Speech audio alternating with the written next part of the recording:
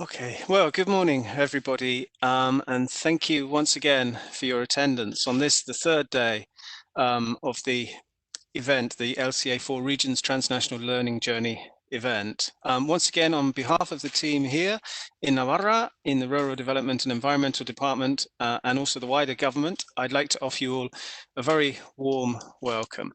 I think by now, the third day, you should know me by now, but anyway, I'll introduce myself briefly. My name is David Rhymes. I'm a language training consultant here in Navarre, and I'll be moderating the first half of today's session ahead of the peer-to-peer review that will take place in the second half. Okay, now today is our last day, and shortly we'll be making 2 virtual study visits to companies based here in Navarre. Okay, first up, we're going to begin today with a video from Agralco. Now, Agralco are a company dedicated to transforming and valorizing byproducts in the production of wine. Okay. After the video, David Sotillo, here in Navarre, will engage with the company director, Fermín S.A. Okay. And then together, we will deal with some questions. David is going to address the questions to Fermín in Spanish, and we'll be listening to the reply, and I'll do my best to transmit in English the reply. Okay. For those attendees and other panelists, any interested parties, you have the chat box to the right of your screen, or you can open it using the speech bubble at the bottom of the screen. And the usual drill, address your questions to all panelists, and then the team here will filter them and pass them to me to answer orally if any questions do occur. Okay. After we finished with Fermín and Agralco, we'll move on to the second study visit, and this time we have Eusebio Gainza, who's going to present in person in English to us, and we're going to learn more about their innovative use of olive trees in producing high quality ecological olive oil and polyphenol-rich food and health products. Okay, and again, the same thing applies as you're listening to Eusebio's presentation. You can address questions to him through the chat box, and then he'll answer them in person with me after. Okay, that will take us to about halfway through the morning, and then in the second half of this final session, I'm going to pass over to Paulo Marengo of ACR Plus, and he's going to manage a peer-to-peer review with representatives from the different partner regions, and he's also going to at the beginning there introduce exactly how he's going to structure that and so on. Okay, so that's today, and now without further ado, we're going to pass to the video of Agralco. Okay, Sandra.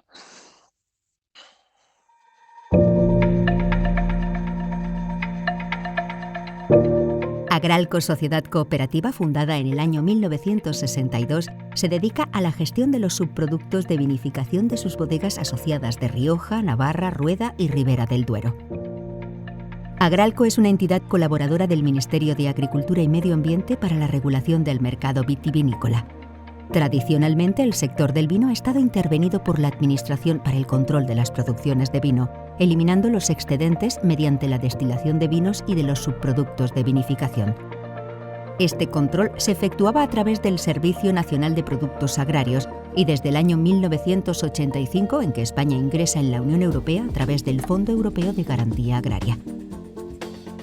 Cada 5 años, la Unión Europea establece las normas de regulación de mercado recogidas en las normativas Organización Común de Mercado de la Política Agraria Común. En 2008 se produjo una liberalización del mercado. Desaparecieron las destilaciones subvencionadas de vino, pero se mantuvieron las retiradas bajo control de los subproductos de vinificación, orujos y lías, principalmente por motivos medioambientales. Al mismo tiempo, los aspectos medioambientales de la actividad han ido ganando peso en la gestión con la entrada en vigor de la Directiva Europea de Prevención y Control Integrados de la Contaminación, según la cual nuestras instalaciones quedan sometidas a autorización ambiental integrada. En los últimos años, nuestra actividad se ha orientado a la gestión sostenible, buscando la autosuficiencia energética del proceso de producción, tanto térmica como eléctrica, y siguiendo la Directiva Europea de Energías Renovables, enfocando las producciones de alcohol al abastecimiento de bioetanol a los operadores petrolíferos para su mezcla con gasolina. Actualmente, completando el ciclo de economía circular, hemos diversificado nuestra actividad buscando productos de alto valor añadido para uso alimentario. Enocianina, colorante natural de la uva, aceite refinado de pepita de uva, sales tartáricas y alcohol para la elaboración de vinagres y bebidas espirituosas. Composición de la uva. En una elaboración esmerada de vino de 100 kilos de uva se obtienen 72 litros de vino, 12 kilos de subproducto sólido, piel y pepita de uva llamado orujo y 4 kilos de subproducto líquido decantado de vino llamado lías. Un sobreprensado de los orujos y la filtración de las lías que permitirían a las bodegas obtener más proporción de vino, pero de mala calidad. Anualmente, Agralco procesa los subproductos correspondientes a 450.000 toneladas de uva, 55.000 toneladas de orujos y 18.000 toneladas de lías. Composición de los orujos y lías. La mitad del peso de los orujos y casi el 90% de las lías es agua. Del resto se obtiene el alcohol y la materia seca. Con las cantidades de orujos y lías que se reciben en una campaña se obtienen los distintos productos. Proceso de fabricación. Los orujos se lavan con agua caliente para disolver el alcohol y las sales tartáricas. A partir de aquí hay dos líneas de proceso.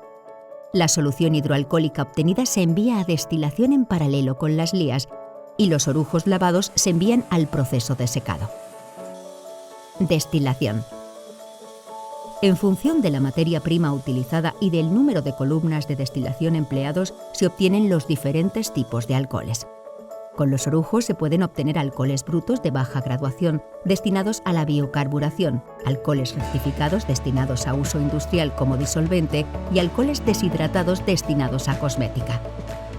Con las lías normalmente se obtienen alcoholes rectificados para la elaboración de vinagres, vinos de licor como Jerez y Oporto y bebidas espirituosas como brandy. Una vez desalcoholizados los líquidos, se someten a un proceso de acidificación y neutralización para precipitar las sales tartáricas en forma de tartrato de calcio que se vende para su refino y transformación en ácido tartárico. Este se emplea como acidificante natural en la industria agroalimentaria y como levadura química mezclado con el bicarbonato de sodio. Los orujos lavados son sometidos a un proceso de prensado y secado. Para ello se utilizan los gases de combustión procedentes de la caldera de vapor y de un horno. Una vez secos, se pasan por un sistema de cribado que separa la piel de la pepita. La piel se utiliza como combustible de caldera y horno. La pepita se destina a la extracción de aceite de alta calidad. La pepita de uva tiene un 15% de riqueza grasa. Se somete a un proceso de molienda para obtener harina grasa que se peletiza antes de su lavado con hexano. Se obtiene una mistela que se somete a un proceso de destilación a vacío para separar el aceite bruto del hexano que se reutiliza. La mitad de la harina desengrasada, que supone el 85% en peso de la pepita, se utiliza como combustible en el proceso y el resto se vende como biomasa y para la fabricación de piensos compuestos ricos en fibra. El aceite bruto se somete a un proceso de refino para eliminar las gomas, ceras, ácidos grasos libres y ajustar el color a las necesidades del mercado. Depuración de aguas residuales.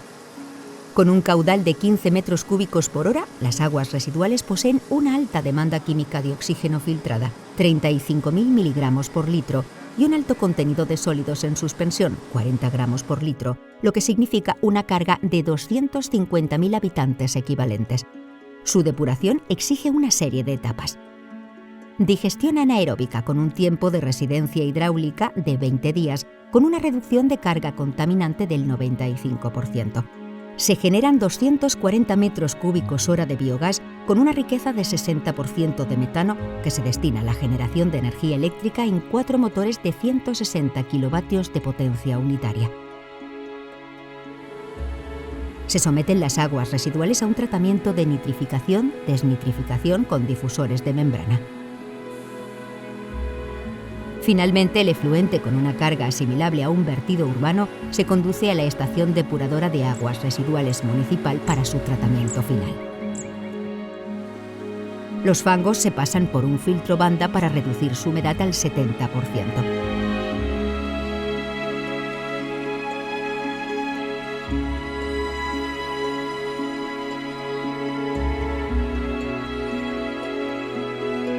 Se entregan a las bodegas para la enmienda orgánica de los viñedos más próximos a la planta. Depuración de humos. Los humos procedentes de la caldera y proceso de secado se pasan por un electrofiltro donde se retienen las partículas sólidas. La emisión a la atmósfera está por debajo de 20 miligramos por normal metro cúbico. Eficiencia energética. La actividad de la industria es autosuficiente en energía térmica, ya que toda la biomasa necesaria para la generación de vapor y el proceso de secado de los orujos procede del proceso. Cada año se venden 5.000 toneladas de harina excedentaria. La caldera de vapor realiza la combustión en una parrilla vibrante. 20 metros de altura con entradas de aire secundario hacen posible que las emisiones de monóxido de carbono estén por debajo de 250 miligramos normal metro cúbico. El 58% del consumo total de energía eléctrica se obtiene en el proceso de cogeneración con los 4 motores de biogás. Agralco está comprometida con el medio ambiente. Es un ejemplo de economía circular que sabe aprovechar la otra riqueza de la uva.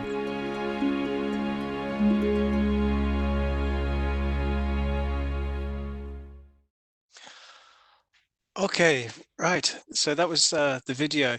I'm hoping that that it streamed successfully to all of you in your different countries and so on. Very beautifully made, I must say. I'm going to pass now to David Sotillo. He's a technician here in the Circular Economy Service here in the government of Navarre, and he's going to address some questions to Fermin in Spanish. And then, as I say, I'll be working here to try to transmit to you in English the content of what Fermin says. Okay, David? Okay, good morning, everybody. I'm very glad to see you again, even under these circumstances. First of all, I would like to thank on my behalf and on behalf of the government of Navarra to Fermin S.A and Agralco for their collaboration in this project. This example has shown you how from byproducts of winemaking we can make a very high value added value products such as alcohol, oil, oceanim, or tartrated salt. Okay, this is not only an example of a circular economy, but also an example of a company that results profitable and self-sufficient in terms of energy. You've seen how they obtain the heat they need in their process by means of their byproducts, and they also can obtain more than half of their electricity. So I would like to address Fermin S.A some questions now. I'm going to address him in Spanish, and then David is going to translate you that questions and their answers. Okay? Thank you very much. Fermin, buenos días. Bueno, ¿Me puedes oír? Sí, te oigo bien, sí. Buenos días. Mira, te quería preguntar lo primero acerca de las dificultades que una empresa como la vuestra, basada en la economía circular o cuyos objetivos, uno de los cuales es la economía circular, aparte de obtener beneficios, tiene desde un punto de vista de normativa y de acción del gobierno. ¿Qué dificultades os encontráis? Espera un momento, igual ¿traduces luego? Ok, traduce luego. Puedes contestar, Fermín. Dificultades. Bueno, una dificultad en la gestión es la cantidad de normativa que hay. La cantidad de normativa que hay. Y entonces, a una empresa pequeña, al final, tiene que crear casi un departamento, lo que llaman en los bancos de compliance, ¿no? De cumplimiento de toda la regulación, porque la regulación abarca todos los ámbitos imaginables. Desde los que marca el Ministerio de Agricultura para la actividad propia de colaboración con el Ministerio de Agricultura, a los que marca el Ministerio de Medio Ambiente, en cuanto a regulación de vertidos, de emisiones a la atmósfera, todas las reglamentaciones técnicas de almacenamiento de productos químicos. Es ingente la legislación que hay. Entonces, una problemática para la gestión diaria es que estáis sometidos a autorización ambiental integrada. Dice la administración, vosotros que controláis, dice, cada técnico conoce muy bien emisiones a la atmósfera, otro vertidos al agua, otro gestión de residuos. Es decir, aquí el que recibe todo eso tiene que integrar en su mente toda la... Esa es una cuestión diaria. Es decir, lo asumimos que es así, pero es realmente difícil gestionar para una pequeña o mediana empresa toda la legislación que hay. Es un hecho. Es decir, no quiero decir, tiene que ser así, pero es un hecho constatable. Sí, vamos, por resumir, podríamos hablar de mucha legislación y poca capacidad de integrarla en materia ambiental, por ejemplo. Y luego, aparte, en términos de análisis de ciclo de vida, ¿tenéis alguna experiencia? ¿Habéis hecho alguna? No, nosotros análisis de ciclo de vida no hacemos como tal. Es decir, nosotros desde hace 60 años lo que hacemos es lo mismo, la gestión de los subproductos de vinificación de las bodegas asociadas. Lo que pasa es que la política implantada en la empresa es la de mejora continua de procesos y productos, buscando un mayor valor añadido a lo que se obtiene y adecuándonos a lo que demanda el mercado. Pongo un ejemplo. Nosotros hacíamos tradicionalmente alcohol para uso industrial como incidente, pero desde hace 4 años que sale la directiva de energías renovables, entonces reorientamos nuestra producción a la bioetanol para la mezcla con gasolina, porque económicamente es más rentable. Entonces, tienes que adaptar tu cumplimiento a ese. Tenemos que cumplir la directiva europea de la ISCC, la International Sustainability Carbon Certification. Es decir, hemos tenido que certificar, nos hacen auditorías desde Alemania todos los años, dentro de pocos días tenemos una auditoría para renovar la autorización para producir bioetanol que se mezcle con gasolina. Perfecto. ¿Tenéis alguna certificación de huella de carbono, alguna historia de estas? La certificación de huella de está la ISCC. Perfecto. Nosotros, digamos que en la producción de vino le asignan la huella de carbono, los orujos y los lías, a los subproductos, hasta la salida de la bodega. Y entonces, desde la salida de la bodega empieza la huella de carbono, es decir, el transporte de orujos y lías, nuestro proceso de producción y el transporte de alcohol a destino. Tenemos la huella de carbono y en nuestro caso es magnífica. Es magnífica porque al ser el 100% de la energía térmica generada por el... Sí, no, sí te entiendo. Lo que pasa es que va a ser difícil de traducir, tanta... Bueno, por resumir, no quiero ser mal educado. Paramos, venga. Por resumir, mira, más o menos lo que podemos decir es que es vuestro día a día el hecho de ir analizando procesos y que sí que estáis certificada la huella de carbono de cara al ISCC, ¿no? Eso es. Más que nada para que pueda traducir David. Para que lo traduzcan bien, claro. Sí. David, todo tuyo. Thank you very much, David, and yeah, thank you, Fermin. Okay, I'll do my best because the truth is there was a lot of content in what Fermin was saying. Okay, the first question was whether his company has encountered difficulties in regulation for the business, as it were. And Fermin made very clear that the first and major difficulty is the sheer quantity of legislation. Okay, he said the quantity of legislation means that a company actually needs, in reality, a compliance department. They have to comply with the demands of the Ministry of Agriculture, for example, for the Environmental Department, directives on air quality, on waste products, etc., etc. And it's the word he used is overwhelming. It's actually overwhelming, and that a company needs to employ technicians, specialists in all of those areas, in air quality, water quality, etc. So one of the major difficulties for the company is coping with the sheer quantity of legislation. and the know-how necessary. Okay. The second question David addressed to him was about LCA tools and their experience. And Fermin said that they don't have direct experience, not as such. Okay. However, they do take care to, they participate in the circular economy and so on, and with the management of sub-products mainly. The impulse for this, I guess, is to benefit the wine producers. It's what the wine producers demand of them, because they're continually looking for added value. And they're also continually trying to adapt to the market, obviously trying to get the maximum value out of the products, out of the grapes themselves. And he gave an example, which is, for example, the example he gave was industrial use alcohol, that as the market shifted, they needed to change from producing that to bioethanol, and this was partly to suit the demands of the EU directives, but also partly the demands of the market itself. And he went on to give another example as well of regulations and directives coming from the German market. The third question David asked was about ESCC, about certification in general. And Fermin said, yes, they do in fact have ESCC.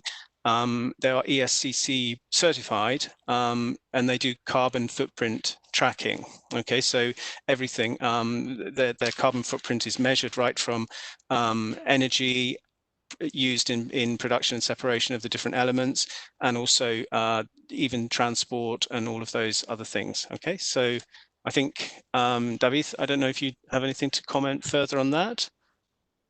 I think that's the gist of what he said. No, so it's perfect.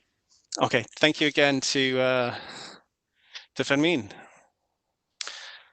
Okay, we're going to move on now to the second study visit, and we're going to hear now from Eusebio Gainza of Biosasun. Hi, Eusebio. Can you unmute your microphone?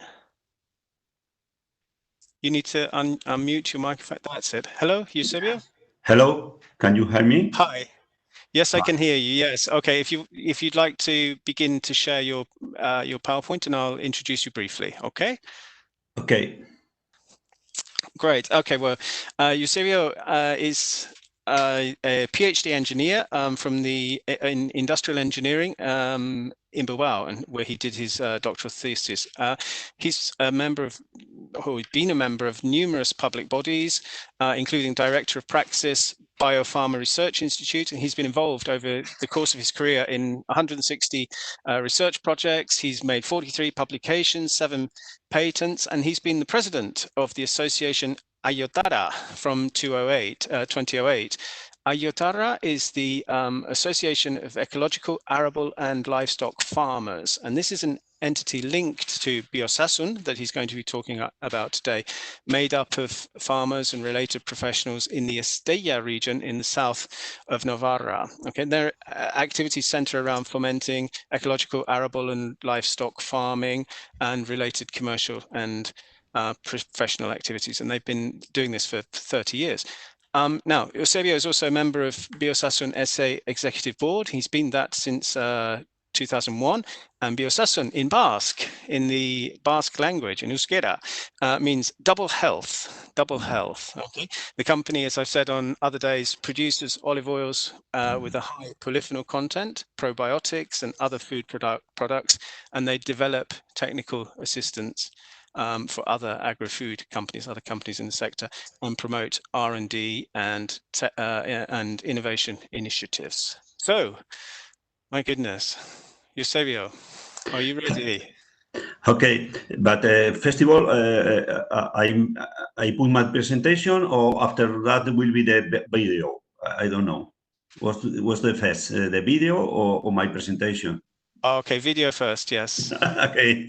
Okay, Sandra is on the video. Yes, my apologies there. Okay. Okay.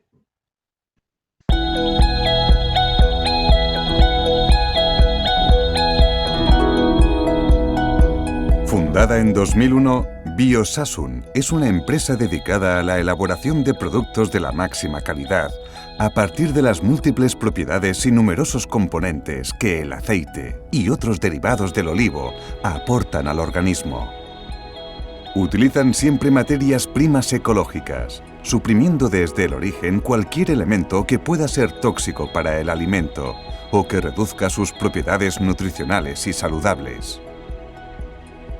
Todo el proceso de producción ha sido desarrollado mediante operaciones e instalaciones sostenibles que garantizan el mínimo impacto ambiental, a partir del análisis del ciclo de vida y estudio de la huella de carbono de los procesos olivareros de la cuna a la tumba de cada producto. Para reducir estos impactos al mínimo, se han realizado las acciones que a continuación presentamos. Los olivos son de producción ecológica.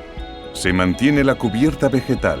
Se hace un picado de la cubierta que se incorpora como enmienda orgánica. En las lindes y ribazos se mantiene la vegetación silvestre para favorecer la diversidad biológica. En las podas se mantienen los restos en el suelo un tiempo para que posibles plagas se queden en los restos antes que en los olivos, y posteriormente las podas son trituradas incorporándolas como enmiendas orgánicas. Los tratamientos fitosanitarios con productos ecológicos, algunos fabricados con los residuos de los propios aceites, y se hacen en un solo tratamiento evitando repetidos desplazamientos, para minimizar el uso de combustible y las emisiones de gases de combustión de los tractores. Además, en las fincas con pendiente se siembra alfalfa para evitar la erosión y ayudar a fijar el nitrógeno. También se usan las aguas de molturación para controlar las malas hierbas en plantaciones jóvenes por su efecto herbicida. Las instalaciones se encuentran en un campo de olivar, cercano al resto de explotaciones de olivar para minimizar los trayectos.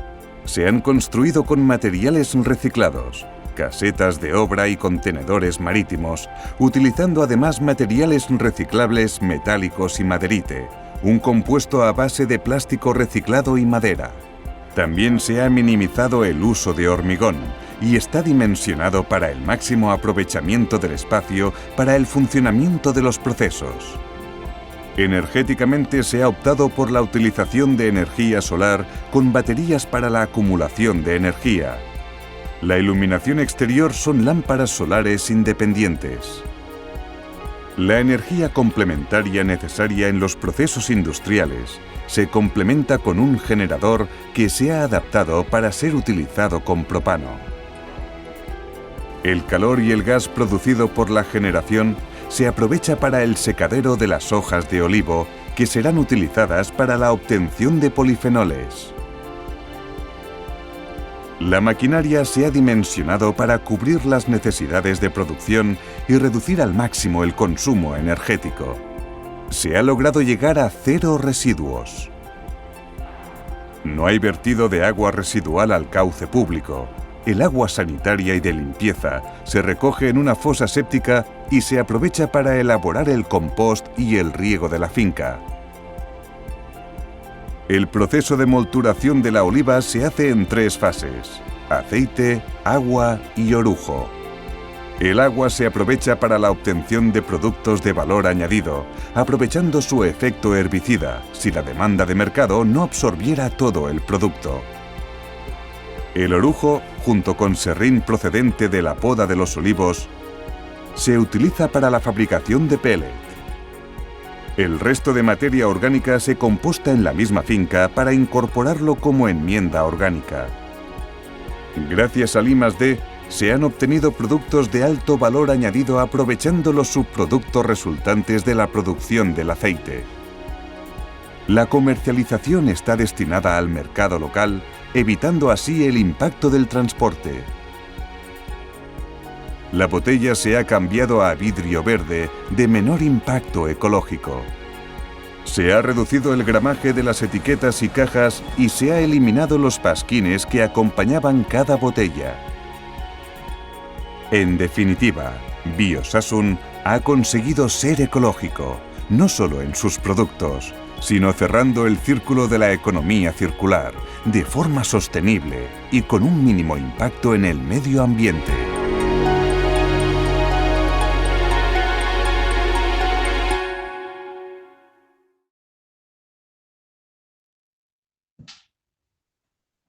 Hello, David.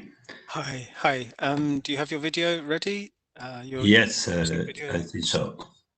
Yeah, and you're starting to share Yeah, content. yeah. Okay, Eusebio, the floor is yours. You need to launch the presentation, and yes, we can see that on screen. So away you go. Yes, as you say, we are two organizations working together, linked between the Agriculture Association Iota, where we are some small exploitation of olive trees. And in this case, in Iota, I am the president. And this connection, as you explained first, is very, very short, very strong with Biosasun. Biosasun, as you say in Basque language, means two health, double health. Was founded 20 years ago, and we were developing some kind of special olive oil with a high content in polyphenols. For that, we can put the IPSA claim in our product. And after that, we develop some application and produce probiotics with this kind of probiotics and as ingredient for other kind of foods. Inside the company, we have three departments or areas: the marketing, distribution, and elaboration of ecological and functional products, the engineering, design, and advice of sustainable solution. For other companies, our experience we are translating to other companies, more of them in the wine sector. And the R&D area for us is very important because we are developing every year some new activities and technologies to employ more of the polyphenols from the olive trees. In this way, our business strategy is going in three ways. The first, the production and development of probiotic in our facilities in connection with technological and centers and universities. The production of prebiotics, prebiotics, the polyphenol extract from organic olive trees. That is important, become from organic olive trees, because if we concentrate this kind of polyphenol from no organic olive trees, we concentrate also the pesticides. And the third one is the use of nanotechnology to encapsulation of this kind of polyphenols, using lipid nanoparticles and also in connection with nanooxides. That is the process map of the company and the association from the cradle to the grave. And we develop action in all the life cycle of the product, from the growth matters to the manufacture, the distribution, the use, and the recycling and reuse of the waste.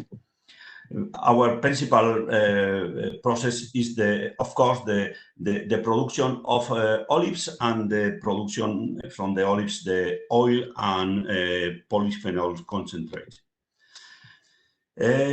From the last 10 years, we are using some LCA tools. The first was developed inside the Residuos Oliva project. That was a European project led by Lurederra Technological Center. And in this European project, we developed a special LCA tool to calculate the impact in ecology, the economic impact also, and the eco-social impact. In this way, we calculate the ecological impact in kiloweight per ton of olives. Here you can say the results in this evaluation. This evaluation was made in a small company. The name is Ecolo, near our facilities, actual facilities, and also we calculate the eco-social contribution in this case because it was negative, and the economic cost of the production of olive oil. The other tool we are using was the carbon footprint. In this case was made in our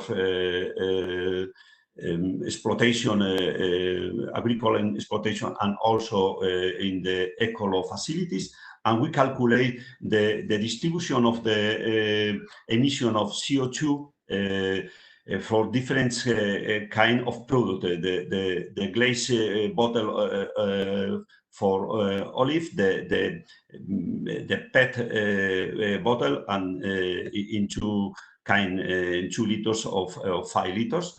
Of course, in the agriculture and extraction, the contribution for liter of oil is the same, but in the use of different kind of bottles is different. The glass bottle format contributes significantly to the final carbon footprint, representing more of the 32% of the emission. And that was the first question, because we were always thinking that the glass is the best because they no translate nothing to the product. But the weight is high, of course, and also the production of glass is more cost in CO2 aspect than other kind of product. After that, we improve a lot of action in the last 10 years, just from the beginning of this century to the last year. As you can see in the video, the continuous improvement of practice of the oil growth in organic farming, the plant cover maintenance and farms, the keeping from the growth of wild, the concentration of phytosanitary treatment to minimize the atmospheric emission, the use of potassium oleatum from our oil residues, also the plan of different kind of just in forest plants to farming stores and prevent erosion and to get the nitrogen for the trees, and the controlled use of milling and your perujo waste to control the production and of no sustainable plants. Also, in these 3 areas, design of construction of sustainable facilities, I think in the video you can say the kinds of small construction. For us, the best is the small, the kind of sales, clean sales to produce the product. We try to reduce because with this kind of construction, we reduce also the heat necessary to maintain the air condition.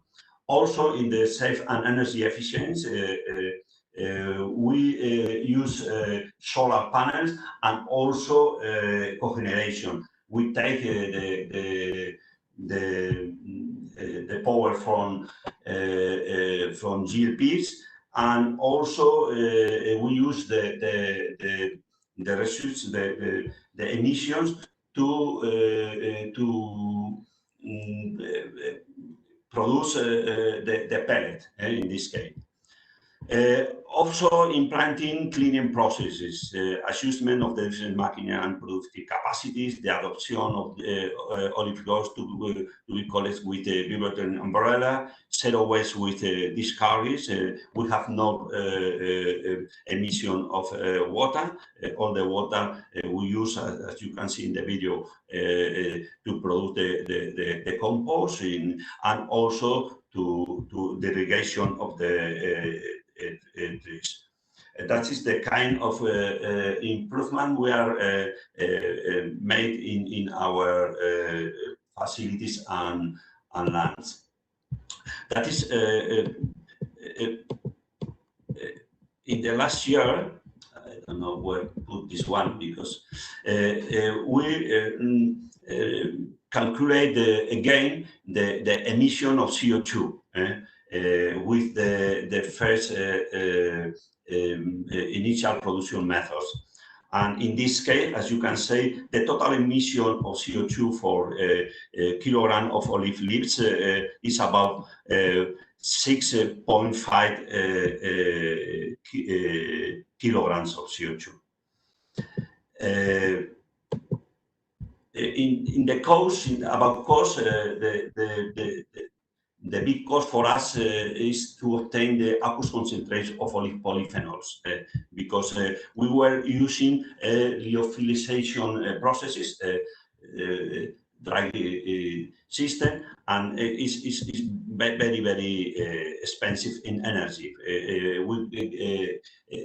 We done this process outside of the company and inside for a small production.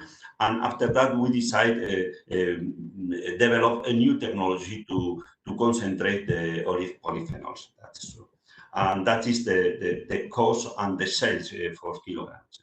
As you can say, this kind of production is maintained because we have subventions in the European Union, in the CAP. After this one, we prepare a new plan of reduction of emissions for two principal processes: the cultivation processes, the production or process of olive polyphenols, that is now for us a very interesting process, and also the ingredient and use of bioproducts process. In this case, we develop some action, and we are making in the action. After that, the objective for us will be the reduce from 6.5 kilograms of CO2 to less than 3 kilograms. And this reduction of the emission, about 30% of total emission, and in the balance, because of course the production of olives is absorb a lot CO2 in the vegetative activity of the tree, reducing about the 50%. After that, which will be for us the aspect more interesting, we can look in this conclusion. First of all,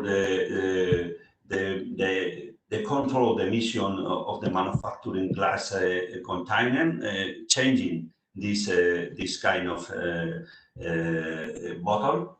The emission reduction in olive growing processes, and where we can represent about 50% globally, and taking account the absorption of the CO2, it's managed a new absorption of more than 80 kilo of CO2 per kilogram of product oil in the market.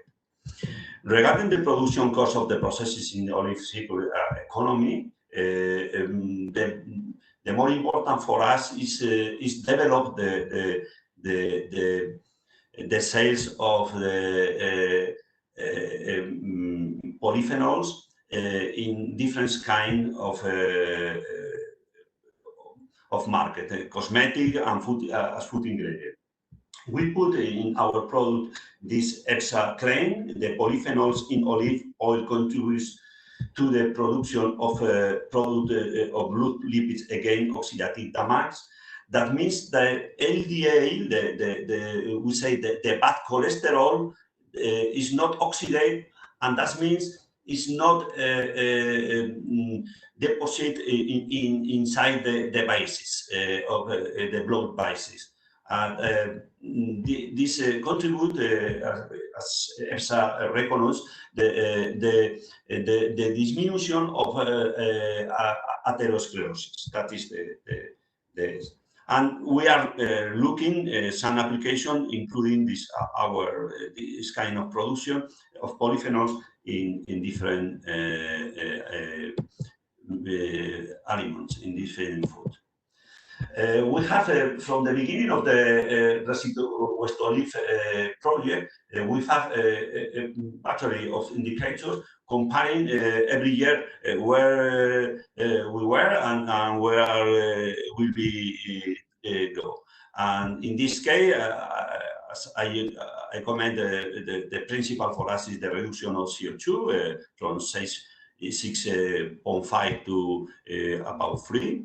But we have also other kind of indicators, as toxic, the reduction of toxic, the waste reuse, the raw material for cosmetic, increasing the use of our polyphenols as the raw material for organic food, the reduction, of course, of the water consumption, the energy reduction, of course, and also the market replication. We began this in Iota association with about 10 hectares. The last year we increasing until 24, and in this year we are near 40 hectares. We are involving more and more person in ecological cultivation with olive trees, and also the consumer. The consumer is about 2,000 consumers of our product, but next year we want to arrive near 100,000 and extend our product to all Europe and America. More or less that.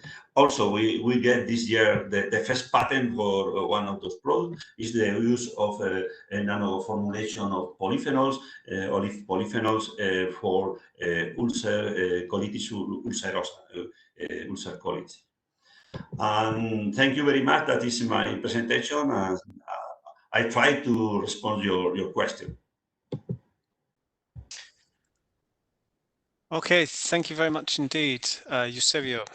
Thank you. Yeah, most interesting. Okay, we have a couple of questions. The first question coming from Yolanda Navarre, and this is addressed to both. However, in the case of Fermín, the question is, which and how were LC methods applied to this GP? Now, Fermín, in his answer to the question to David, made very clear that Agralco hasn't actually used life cycle assessment per se, but they have used carbon footprint. That's the life cycle tool for ISCC certification. Okay, but I'm going to address the same question to you, Eusebio, which is slightly different, and you can probably see it in the chat. Is you did mention that you'd used LCA methods. Okay, so what were the reasons for this? Why did you decide to adopt them? I think the question to use this kind of tools is to get real and to have the possibility to determine the impacts and where are the quantity of different impact, and to get indicators. For us, that is the principal indicator, the emission of CO2. And we calculate the first LCA application, as you can see, as kilo weight of hour for ton of olives, but that was 10 years ago or more. And now the indicator, the principal indicator for us is the CO2 emission. And of course, we can translate. If we know how many kilowatt we are using, we can translate to CO2. But now that is the principal. The kilowatt we use to now exactly the consumption of energy. That is important for us, but at the end that is cost also. And the second one, of course, is the economy. You must make this kind of new activities with economic possible to maintain the production and the market. Of course. I can know you have. Yeah. Pardon. Yeah, it needs to be economically viable too. Yeah, sorry, I was taking notes at the same time. Okay, great. The next question is whether you've ruled out any practice which is supposed to be good, positive for the environment, having previously carried out life cycle assessment. Okay, so have you ruled out? Yes. Yes, that is important because you can study each processes, comparing the emission and the cost to do a new activity. That is the principal reason to decide, develop a product with olive polyphenols. Because from the beginning, we saw the rentability of this sector is not very clear. It's maintaining by the CAP, by the subvention of the European Union. And then to increase the high value of the product, you need a new apportation. That is the second aspect. I think it's very important now with is the contribution of is new activity, is new reduction of the emission, looking not only the reduction of the emission, also looking to increase or reduce the cost of the production. In the more of the aspect in the ecological production of the olives, the reduction of the emission and the reduction of the cost are going together. The second question for us was to have integral production in the manufacturing processes. If we have not the integral production, we cannot recirculate water to increase the concentration of polyphenols and to get a highest concentration to sell in the market. That is the second question important for us. Excellent. Thank you. Thank you very much. Yeah, it's a very comprehensive answer. Okay, well, I think for the moment, that's all the questions we have. I'd like to say thank you once again, Eusebio, for your intervention there and for answering those questions for us. It's most interesting. And also previously to Fermin from Agralco. Okay. And we're going to pass now to the peer review. And just in a moment, I'm going to pass the management of this section of this morning's proceedings to Paulo Marengo of ACR Plus, and taking part of old friends from yesterday and the day before. There's going to be Rami Salemdeeb is back with us. Hello, Paulo, I can see you there. Okay, and also Raul Salanueva is here just to my left, and Fritz Baukau is here too. So, Paulo, when you're ready. Yes, good morning, everyone. Can you hear me properly? Yes, Paulo. Yes, Paulo. Yes, okay. Yes, we can. Great. So, are we going to start right now, the peer review session? Is it right?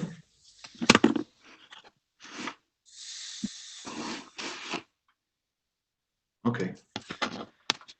So, I try to share my screen to just show presentation.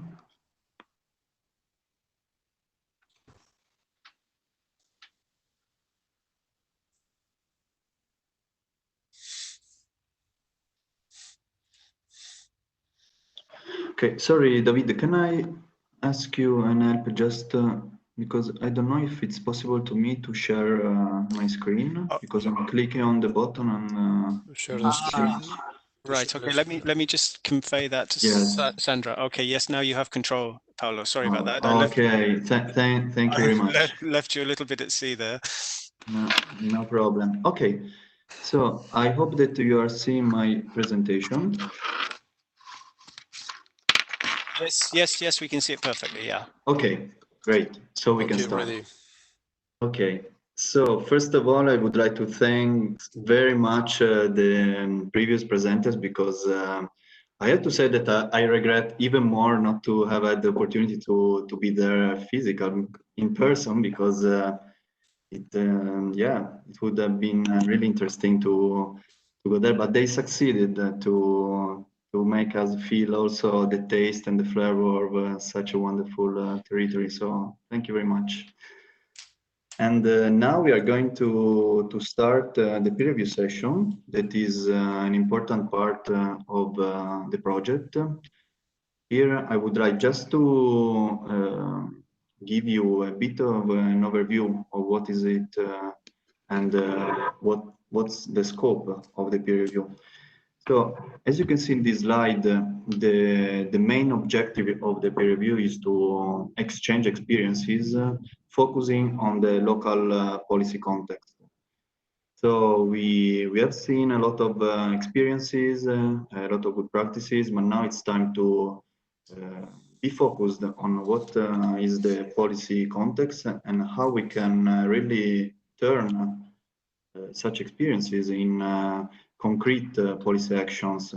So of course we first have to look at what is it now and how we can impact on it. And on the left side of the slide, you can see the journey that we are having in this wonderful project.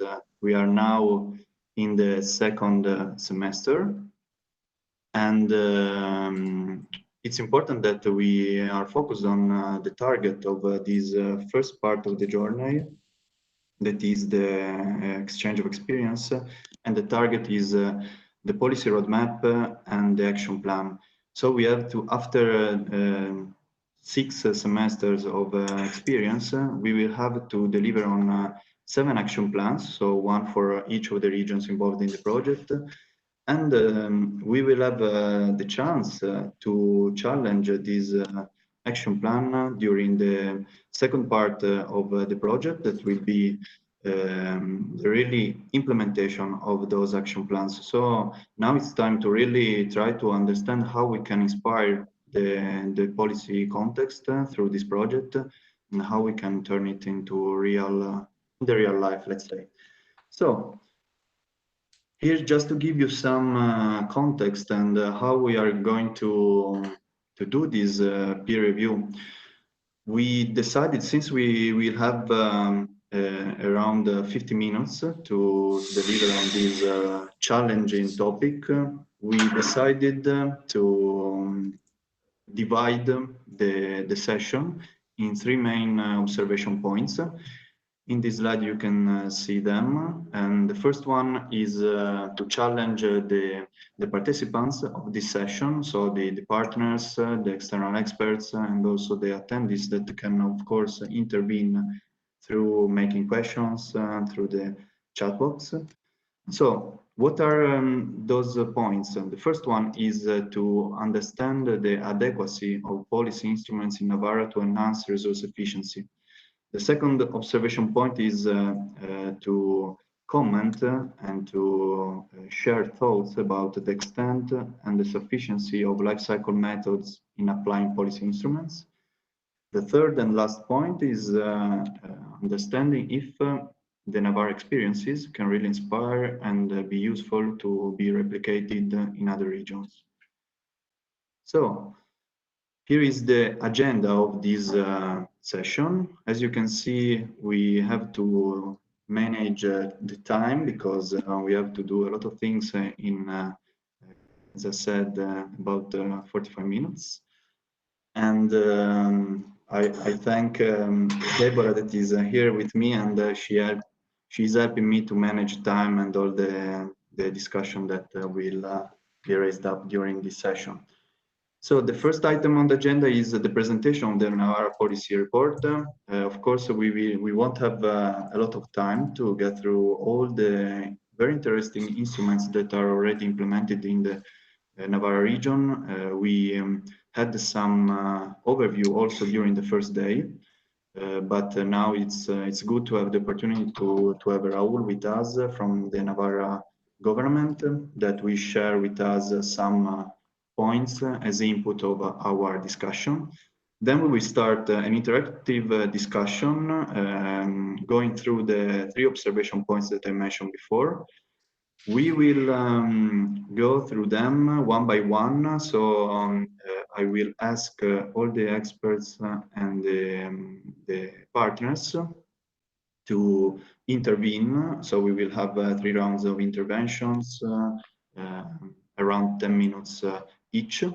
Then there will be a Q&A session, 10 minutes to allow the attendees of this event to make questions and to maybe develop and complement the discussion, the previous discussion. And at the end, a wrap-up section to recap the main points. So I would like to get it started, and I am going to pass the floor to Raul, that is going to give us just some feeling of what is the local policy context. So over to you, Raul. Thank you very much. Thank you very much, Paolo. Welcome to our partners, all presenters, attendants to this third journey. And I would like to share my screen. Okay, here. Okay, that's right. Yes, okay, thank you.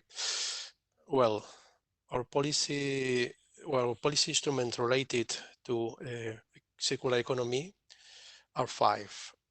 The first of all, agenda for the development of the circular economy in Navarre 2030, with 6 objectives, from sustainable and efficient management of natural resources to contribute to sustainability and territorial cohesion, with 3 work axes.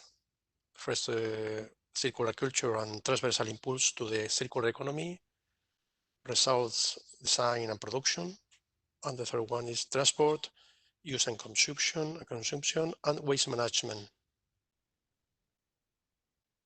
The second policy instrument is Waste Plan of Navarre 2017 to 2027, with specific objectives very related, very included to circular economy. First of all is a waste prevention office. Is a very, very important structure related to prevention and to follow the circular economy. But also there are specific goals to achieve in this period.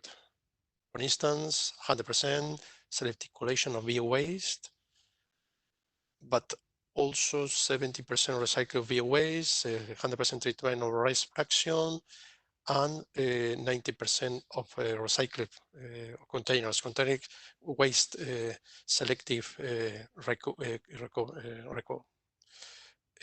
also creation of a public entity, an approval of the waste and tax law, and optimization of the treatment infrastructures with a carbon footprint approach. Third is the regional law on waste and its taxation, approval in June 2018, with measures related to prevention, separate waste collection of organic matter. Important, very important, to establish a new taxation systems that penalize waste sent to landfill and create a finalist waste fund. Is very important, this word, finally is not is related to actions included in this regional law, a new waste entity, and introducing green public procurement. The recycled materials such as recycled aggregate add to cost cycle analysis already included in the public contract law. Next policy instrument is the public contract law, approved in April 2018, that this foreign law includes the concept for the first time this life cycle and life cycle cost, for instance, internal to external environmental factors. Is necessary to take into account the economic value, be quantified and verified, but furthermore, it's necessary calculation methods, general methods, not applicable to a single contracting procedure. It must be objective and not imply excessive effort. It's a problem, yes. And the last one is the climate change roadmap 2030-2050, called CLINA. This roadmap establishes both mitigation objectives and adaptation objectives following the European strategy. And this roadmap follows with a European project, Life and Adapta, to 2025. And according to this European strategy, Navarre is working now on development of Navarre Horizon 2030 energy plan. Highlights of our SWOT analysis, we need to improve regional plans and programs, for instance, lack of coherence and comprehensive approach to administration, no incentives, lack of public procurement strategy, and absence of tax deduction. But in relation to regulatory framework, we have not a unified regulatory framework with methodologies on LCA.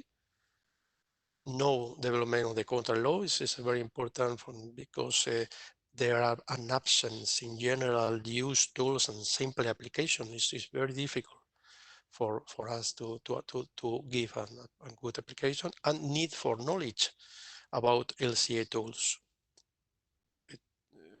Or also frequent change in the approach.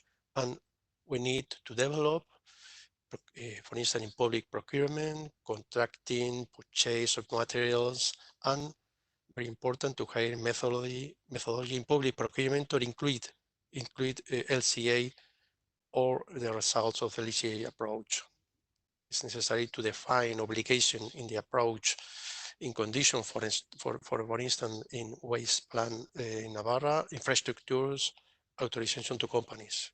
It's necessary to define what aspects the calculation of the cut from pin in waste management facilities is mandatory, and for what purpose.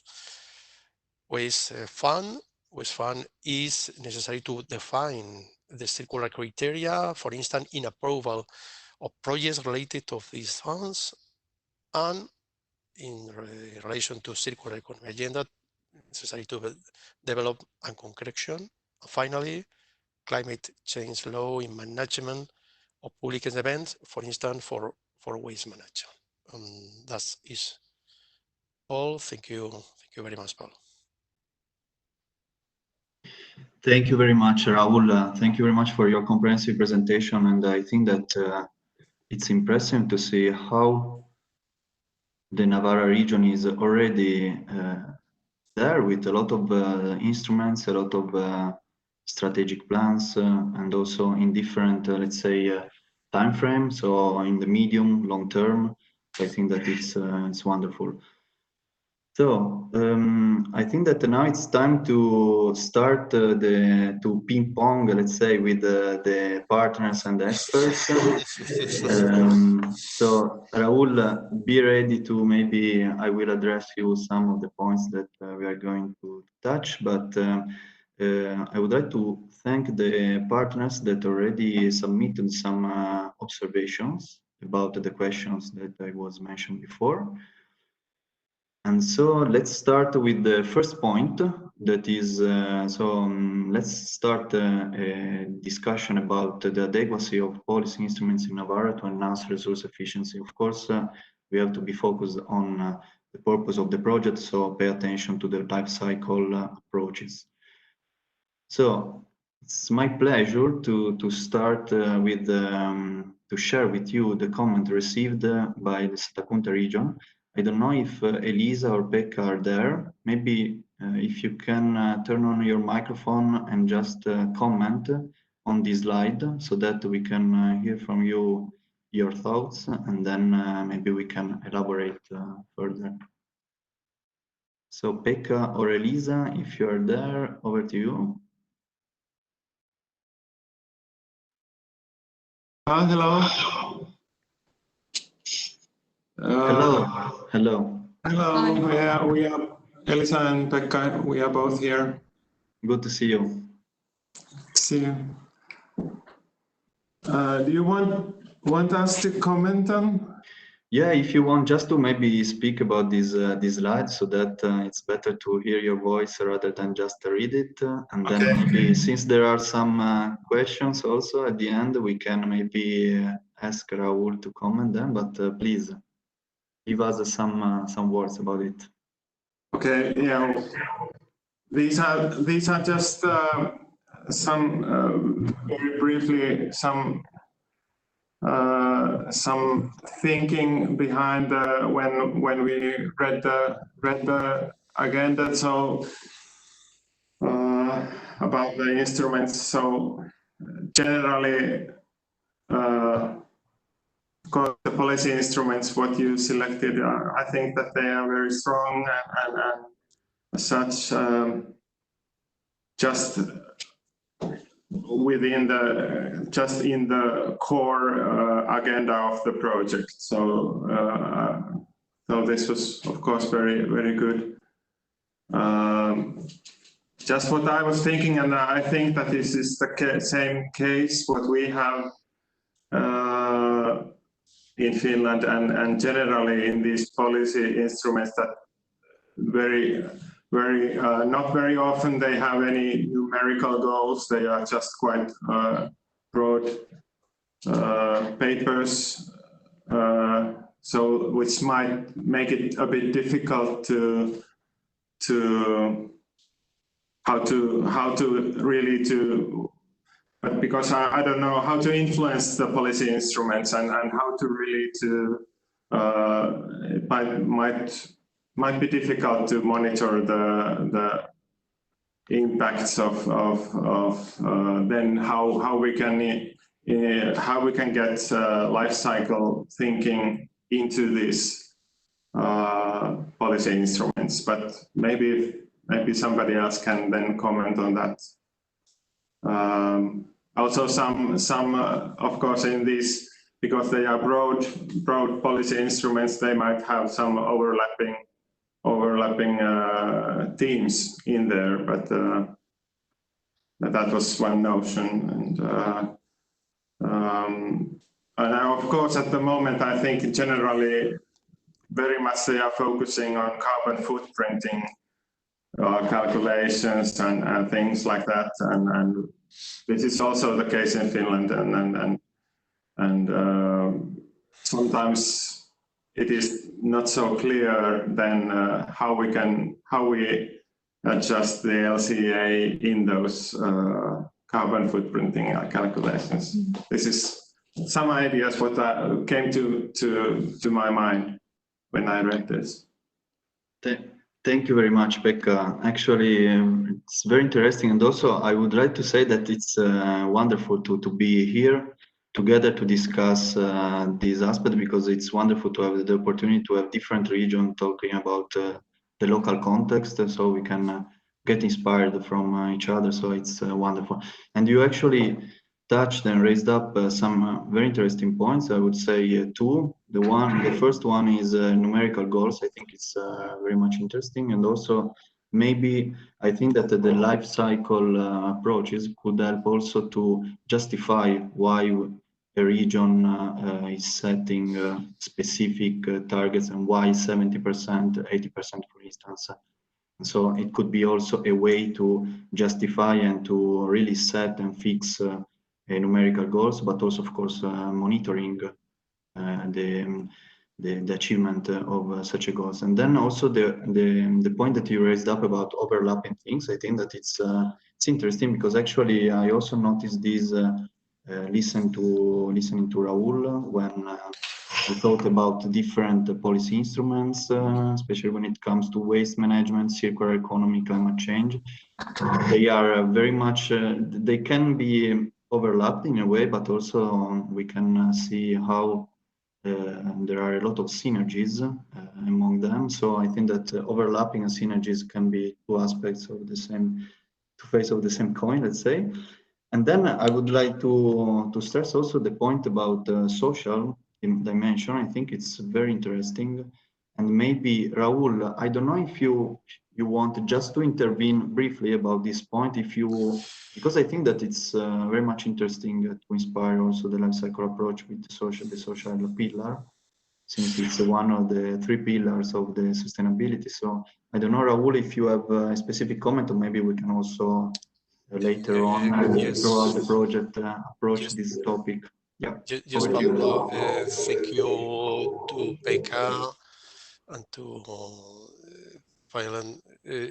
Yes, for us the problem is, I agree with him, it's necessary to involve other departments in government of Navarra, because a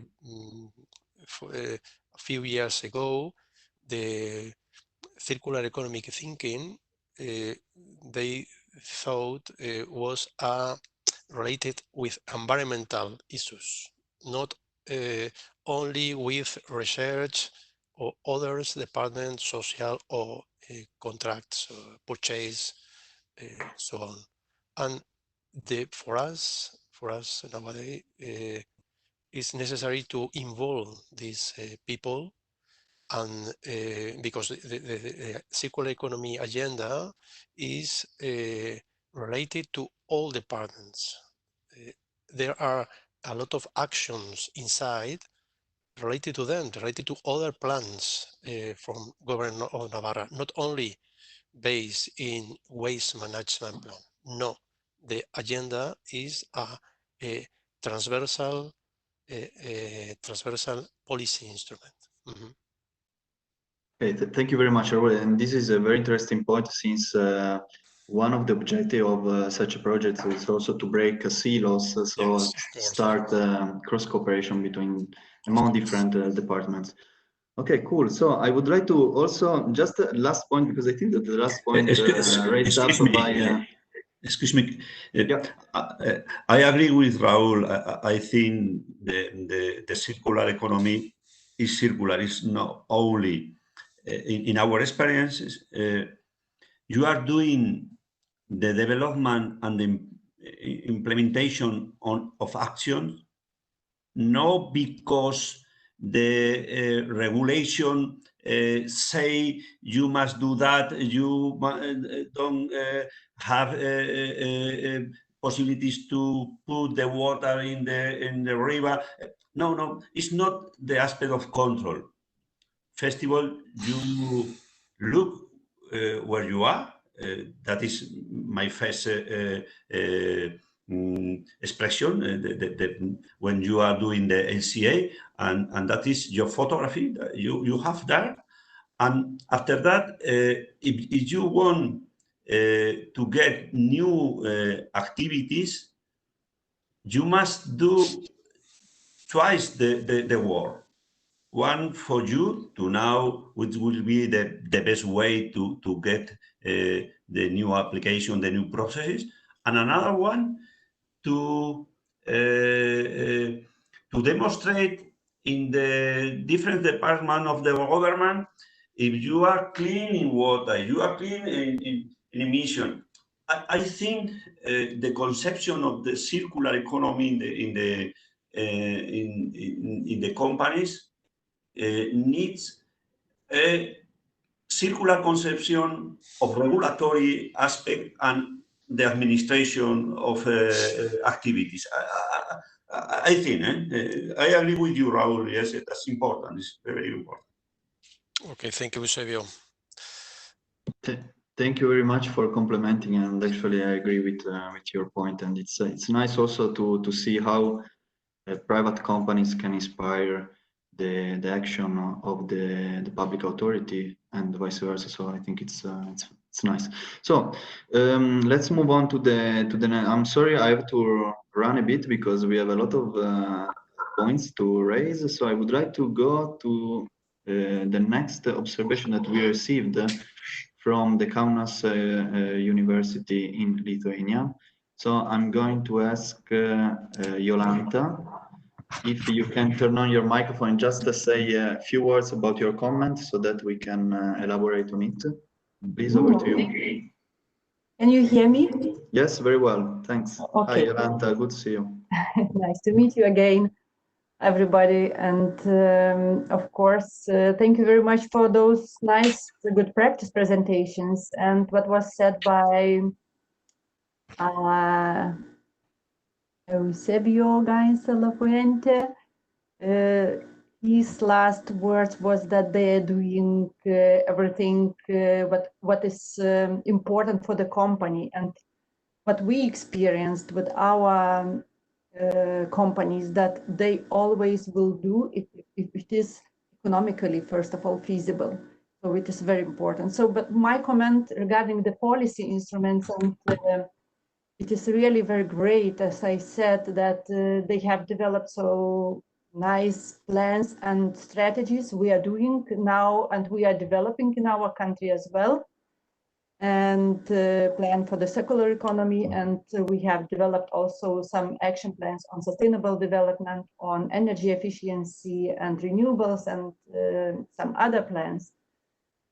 So, but still, thank you, Raúl. You updated me, sorry for that, but you updated on the policy instruments, but still I have some contradictions, because from your from Navarre policy report, what you have presented today, I see that you also indicated that there are the place to improve regional plan, because no initiatives or support for eco-innovation, LCA, eco-design product or environmental declarations.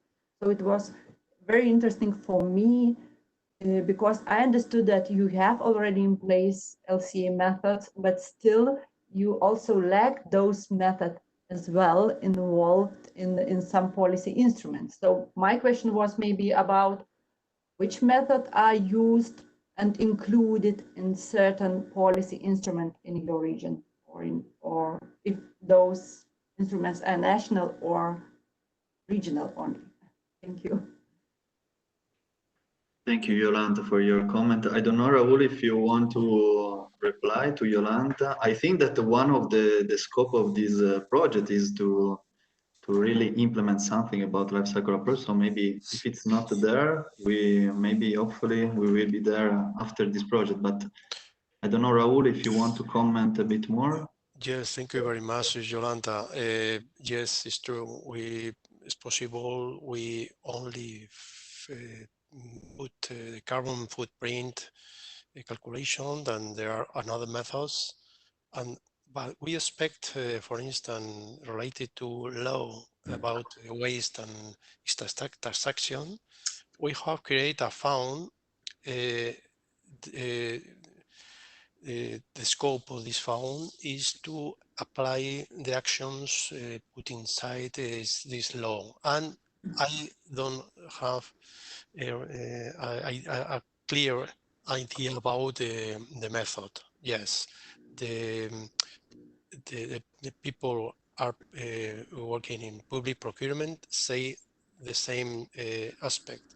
They can't improvise LCA method, involve risk, taking in account factors favor or certain company or group of companies. They are not in this moment forcing for implementation LCA methods specific. We don't know. We don't know at the moment. Yes. Okay, thank you, Raul. Actually, competition, fair competition, and procurement are actually very important points, and maybe life cycle approaches. And throughout the project, we definitely have to stress this point to really turn into concrete policy actions, such ideas. Okay. So I've spotted Adam from Lotski region. That is because I received. Thank you very much for your hi. Good to see you. Hello. And we received your comment about the policy instruments in Navarre. So over to you to maybe give us some words and your thoughts about it. Yes, hello everyone. Me and Tom and Marta from the region submitted those kind of our observation, and it's based on like a sentence. Good luck to you, Navarre. Go for it, Navarre. It will be really okay. But Thank you. me personally have a most interesting two elements of this policy. I mentioned waste permission office and waste fund. And my first question is waste fund could be operating in what way? I mean, this is the money who will go for what? I mean, are they targeted to develop a new environmental friendly technologies, or are they targeted to let's say environment recovery, soil recovery, water recovery, etc.? And my second question is waste permission office. I mean, what is the competence of this institution? Are they have a control competence, and do they allow to enter the facilities and control production and recycling processes? And what are the annual budgets of this institution? And that's for my side. Thank you. Thank you very much, Adam. Very interesting points. I don't know, Raul, because I think that there are 2 points. One is about how to benefit from the fund that you are, let's say, creating through different economical instruments. And the second one is about licensing and permits. Yes, thank you for your questions. The first of all is about the active funds related to the law. The law fixes very clearly the use of these funds. The funds are finalist and to use, for instance, improve recycling, improve eco-design, improve recovery collection, selective collection, improve more control and traceability, pay value through, a lot of prevent, yes, of course, a lot of action. And nowadays we are fixing the way, what are the actions in 3 different ways. Funds of municipality, or a waste of municipality, domestic waste, industrial waste, and construction and demolition waste. These three ways involve different funds to promote at the end. Excuse me, what is the third area? You mentioned municipality, industry, and construction and demolition waste. Okay. Yes. On the second hand, it's not a permission office, it's a prevention waste prevention office. Okay. It's related only no more with all actions related to prevention and related to circular economy action inside the waste plan from Navarre. For instance, it's necessary to promotion actions, to work workshops, to etc. Only is a prevention office, not permission. Permission is inside our department, but here promote. For instance, we need to improve the collection, the separate collection from organic waste. Yes, we need to improve with this office, and we work together with Commonwealth in Navarre, Pamplona Commonwealth, consortium, and waste management. So it's rather a soft competence for this institution. Yes, yes. Okay, thank you very much. Very interesting. Thank you, Adam, for the input, and thank you, Raul, for the answers. And actually, I would like to say that it's very nice that you have a waste prevention office, because it's not that common to have it, and also in terms of strategy, it means a lot, in my opinion. So we can move on to the next point, the next comment that we received from from Slovenia. I don't know if Albin is there. It would be nice if you open your microphone and just comment on this slide. Albin, over to you.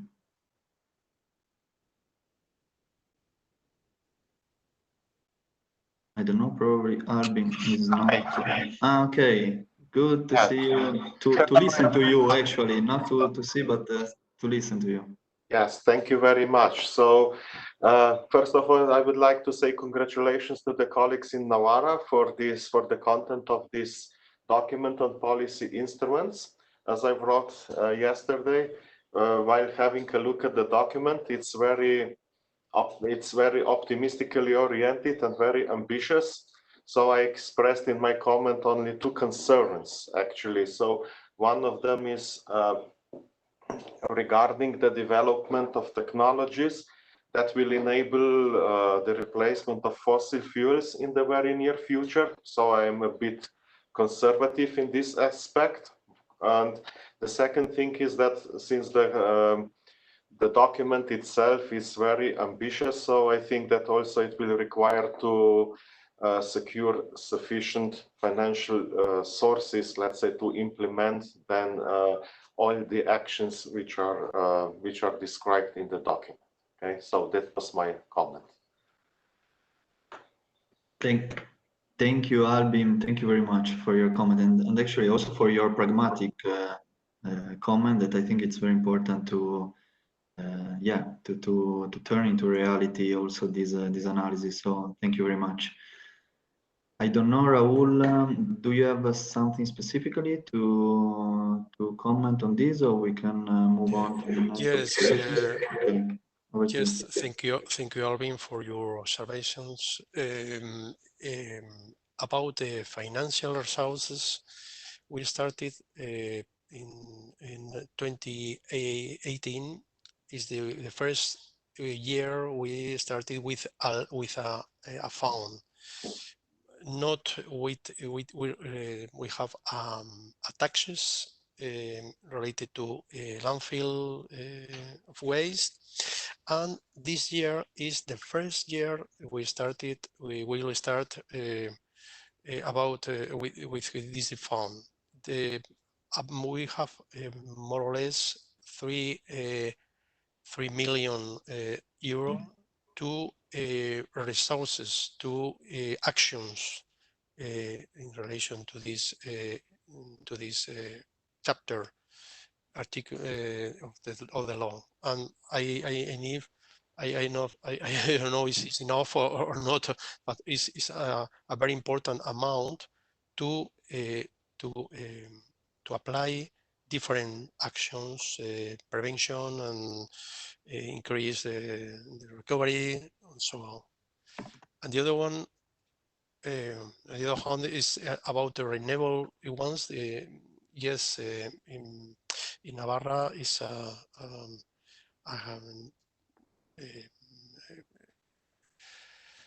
a region, they have a lot of renewable industries, renewable like eolic and other one, and that they use to replace fossil fuels. And I think the new law in climate change improve this replacement. Nowadays, this new law is in our parliament, and we expect is increase the replacement of fossil fuels. I think is the principal policy instrument we will have in this year or next year, no more. Okay, thank you very much, Raul, and thank you very much, Alvin. So I just got some comment from Elsa from Simbar, Portugal. So maybe, Elsa, can I ask you to turn on your microphone and tell us? Over to you, Elsa.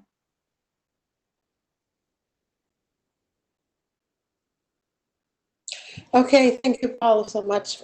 I was having trouble to unmute everyone. I also had some comments. They are mostly already discussed, but perhaps I would just like to stretch 1 or 2 points. First of all, it was quite an impressive work. So congrats on that.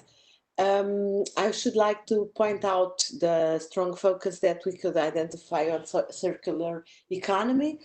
And I would just like to ask, I don't know, to Raul perhaps, to elaborate a little our economic and social impacts being addressed, and perhaps also how do you see that LCA can contribute to the overall goals?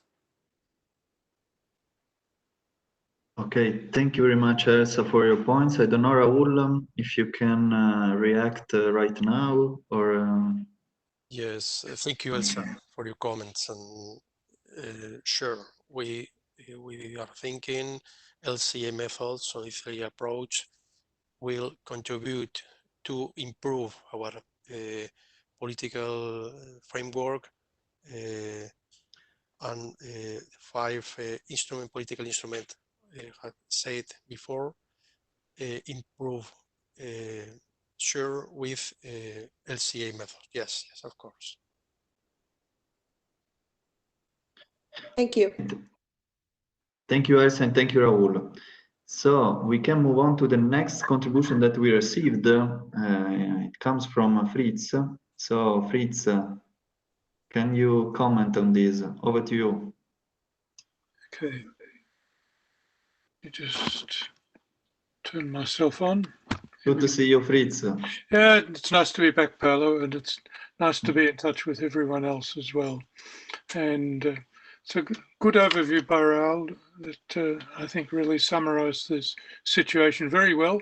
But I also enjoyed the 2 videos, and particularly the one by Eusebio on the olive oil initiative, which I think illustrated very well how an integrated plant like that is much more viable than some plant that's making just a single product.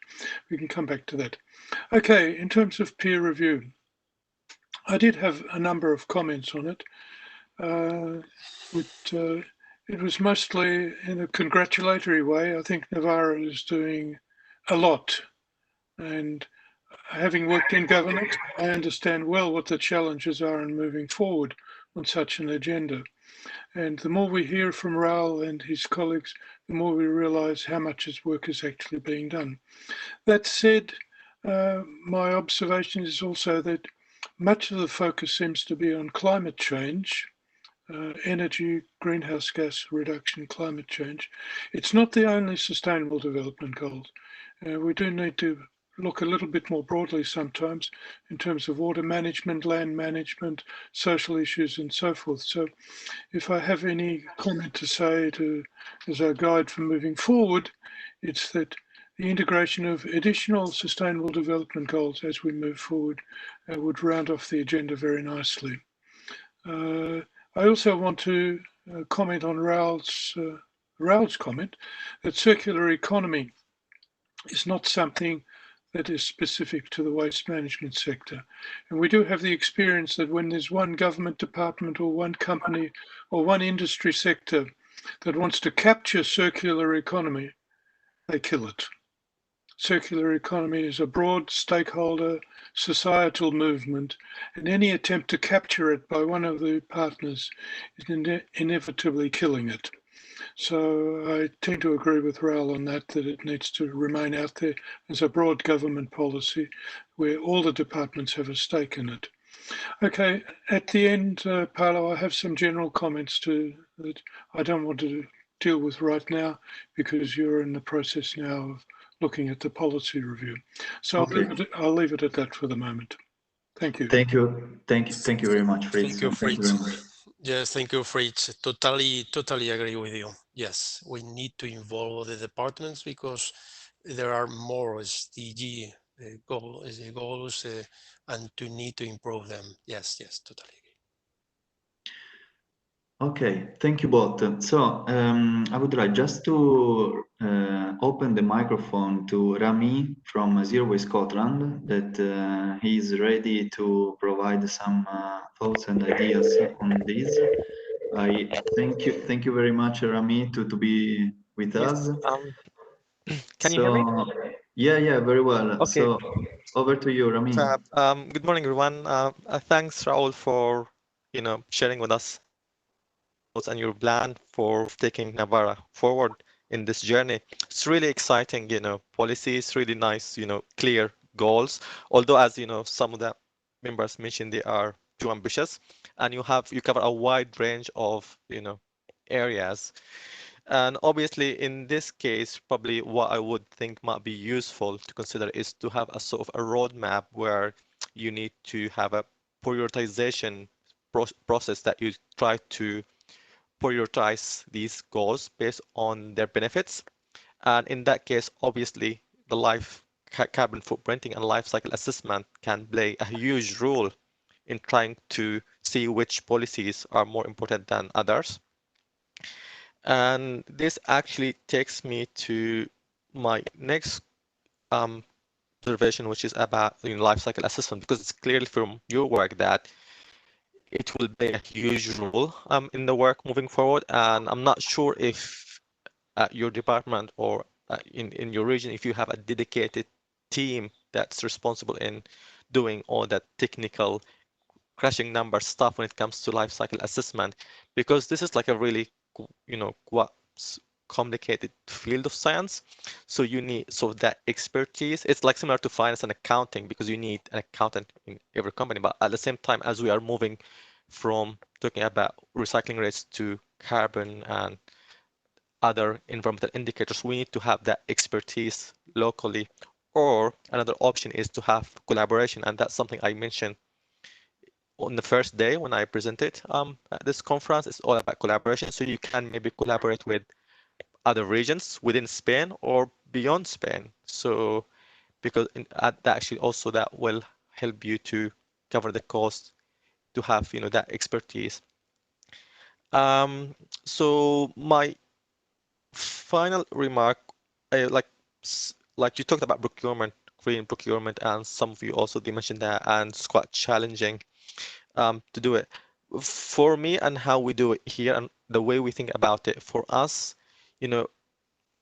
like obviously when it comes to life cycle assessment and green procurement, this stage needs to be done before issuing the procurement documents. Like as someone who will procure a service or a product, you need to think about your options, and then you decide what you want to put in your bids. Like for example, talking about let's say you are a public institution and you want to procure furniture for your office, and obviously you can't go and ask contractors to do life cycle assessment of their options, because otherwise you will have 10 different studies and with 10 different methodologies. So it will be really difficult to assess at that case.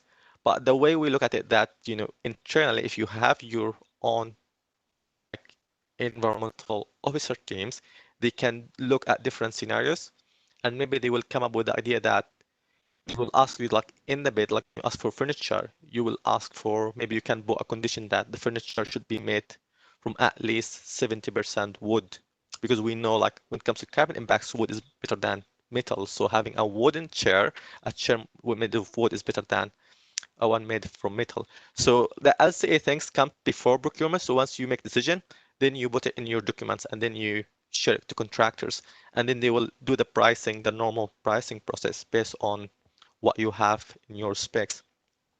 Yeah, so, but overall, it's really, really exciting, policies. All the base, they look ambitious, some of them, but again, like I'm not sure what the kind of situation, because as you can see with the waste plan of Navarre, you have it from 2017 to 2027, and now we are in 2020. So it's been 3 years. So I don't know how much progress has been made, but yeah, all the best with this, Raul. And yeah, these are my thoughts for now. Thank you very much, Rami. Very interesting points, and thank you also for to recall the roadmap, because actually it's one of the project deliverable at the end of first phase. So yeah, it won't be so wide, because it will be just about the life cycle approach through this project, but in a way it's something that could be maybe broadened also for the scope to implement the strategies. And also thank you for your comment on the procurement. Just for your information, we will have another TLJ. I think the TLJ4 focused on procurement. So maybe it will be our pleasure to invite you to this event. But we keep you posted, because I think that your point about how to set the criteria in the public tenders and public procurement through life cycle approaches, it's very interesting. So yeah, we will have time to elaborate on this. Okay, thank you very much, Rami. We can maybe, yeah, someone who would like to intervene.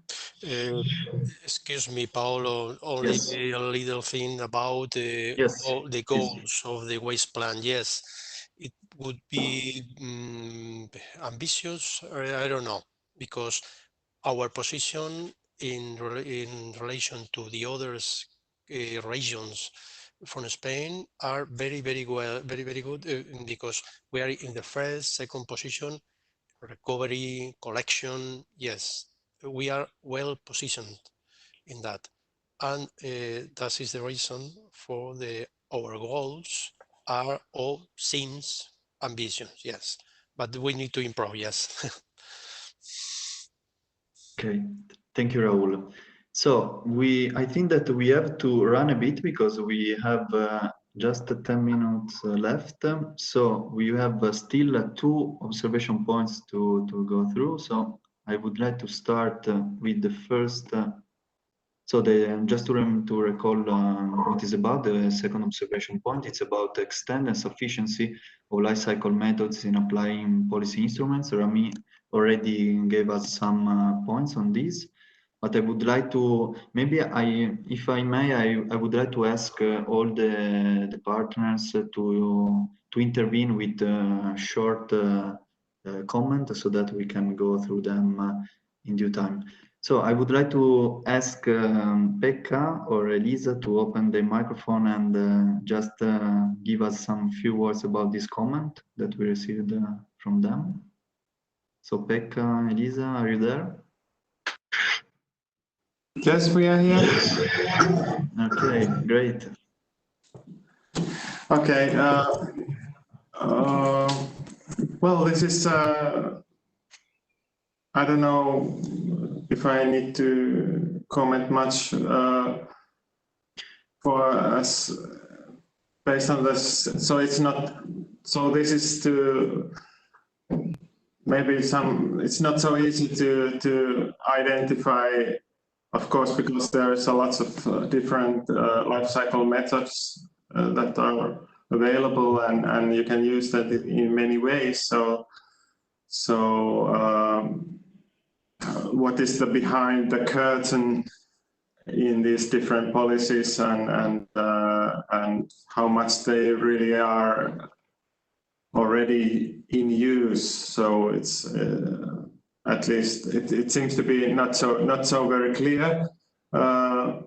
And well, it seems to be a lot of, like I said earlier, that the emphasis is quite a lot on the carbon footprint calculations and the analysis of that, which is of course important. But yeah, well, that's just few observations for me. Okay, thank you very much, Pekka. Indeed, this carbon footprint is something very much in the focus of the life cycle approach of Navarre. Maybe it's good to have the opportunity to broaden a bit the scope of the life cycle approach.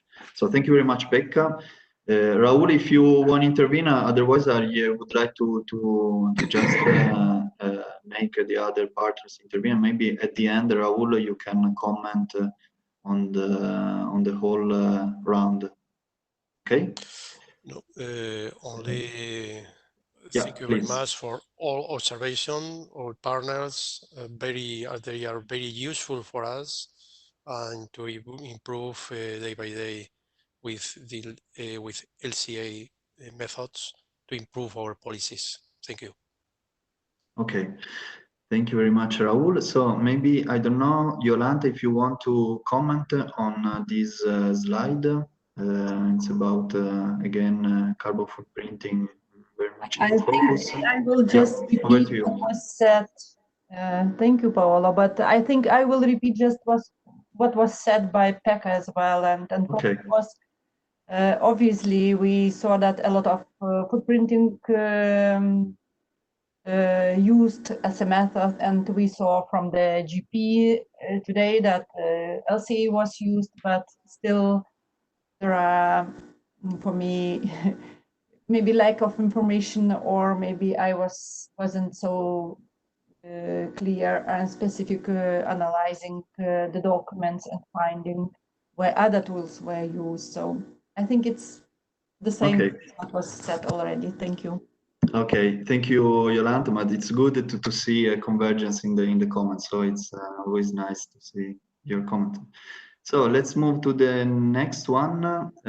Adam, can I ask you if you want to comment on this observation, if you have something to add? Adam, over to you. Okay. I just have a brief comment. I just want to say that my heart belongs to Biosasun today. It was a wonderful presentation of knowledge, of engineering knowledge and technological knowledge. I just was impressed that from olive extraction, there is so much possibilities and technologies from organic products to nanotechnology encapsulation. It was very impressed, and I think we should all have an inspiration and accumulate to gain from this accumulation of knowledge, from the technological engineering knowledge, to analyze it and to as much as we can implement this knowledge in this system of circular economy. Bright ideas. Good luck to you, Navarre. Go for it. Thank you very much, Adam, for your positive and optimistic comment. And actually, it was impressive the presentation of the site visit. So yeah, I fully support your point. Thank you, Alan. Sorry, but I agree your comments. But thank you. Two questions. In my opinion, we are very open to send you information, how to do everything. And another question about the use of the LCA tool or from carbon footprint tool. There are differences, but in our experience, in the LCA, you must do in the three aspects of the sustainability, in the economy, in the environment or ecology, and in the eco-social. And if you are doing, what do you mean by, sorry, Eusebio, what do you mean by eco-social? It's very interesting. Yes, it was not very easy, for instance, because we had the idea to, when we were developing the tool about the contribution, for instance, of a person month to work, to production, and that. But another question was how to reflect the healthy activities, the healthy of the product in years of life of person. That is the way, and the tool annuring this kind of combination. How many light years more have you if you are consuming, for instance, oil from without comment, with the no organic and no and without polyphenols, how many years less have you the spectrum of life if you are taking another one? Okay. It's complex. It's complex. Eh? Okay. So it's like a kind of a clinical laboratory. You observe the impact, yes, of social impact from your products, from consuming your products. Yes, that's it. Brilliant. Thank you. But that opens you another way, another vision of the product. You must produce not only to increase your body and growth. The products must be designed to have healthy condition, a healthy contribution for your health. Okay, so that is why I understand your name from Basque language, double health. Okay. Second, yes, that's true. Second for me. Thank you, Eusebio. Okay. Thank you very much, you both, for your comments. And actually, it's wonderful to see how broad could be the scope of the life cycle implementation in such industry. So yeah, very interesting. So the tool is open for you. We can send you, and we are doing this kind of contribution with other companies. As I say, we have a part of consulting, but we are very open to send you information and to do that. Wonderful. Thank you. Wonderful, and it's the scope also of these events to exchange knowledge and experience. So we are on the same page, let's say. So let's move on to the next comment that we receive from Albin, Slovenia. I don't know if you want to comment on it, if you want to spend some few words. Yes. Albin, over to you. I will be brief. By studying the good practices from Navarre, so I could see that obviously the LCA's approach was done accordingly to the standardized procedure. So I think that it was very well employed. And regarding the presentations today, I must say that I enjoyed very much the second presentation, where the example on LCA utilization was demonstrated, and also then all these calculations regarding the calculations for carbon footprint. So thank you on this. Thank you very much, Albin, and congratulations, Eusebio. You did very good job today. So just to move on, the next comment we received about the observation on the use of life cycle methods in Navarre. Fritz, if you want to spend some few words on your comment, please, over to you. Thanks, Paolo. Yes, I'd like to bring out a couple of points which were quite positive in some of the presentations, but also in the Navarre situation. In particular, I'd like to start by reiterating what I said yesterday, that we need to think of LCA and life cycle methods as an investment, not as a cost. And I think the second case study, the second field visit we had exemplified this enormously, that through the use of life cycle assessment, it was possible to further develop the product line, not only streamline the operation of the process itself, but to develop new products, new markets, and so forth. So this is really illustrating the power of life cycle methodologies in terms of moving forward into a new era. The other thing I want to mention is that much of the focus so far has been on carbon offset, carbon management, energy management, greenhouse gas. There's a lot more to life cycle methodologies and a lot more to sustainable development goals than that. One thing I want to share one slide of my screen if I could. Can you put me on a screen share, please, Paolo? Yeah, I can stop sharing. I don't know if I can do more. Maybe you are now allowed to. Yeah, this is the one I want. Okay, great. Okay, can you see the diagram on social LCA? Yes, can you put it in the presentation mode so that it's a bit larger? Just a minute. Where are we? Where's the presentation mode? If you press F5, you should be... F5. Should be it. Just a minute. This is not sure how successful this is going to be. Oh la la, this is going everywhere. What I wanted to show, can you see that screen? Not now, but... Okay, then we'll go back. What I wanted to show was the screen on social life cycle assessment.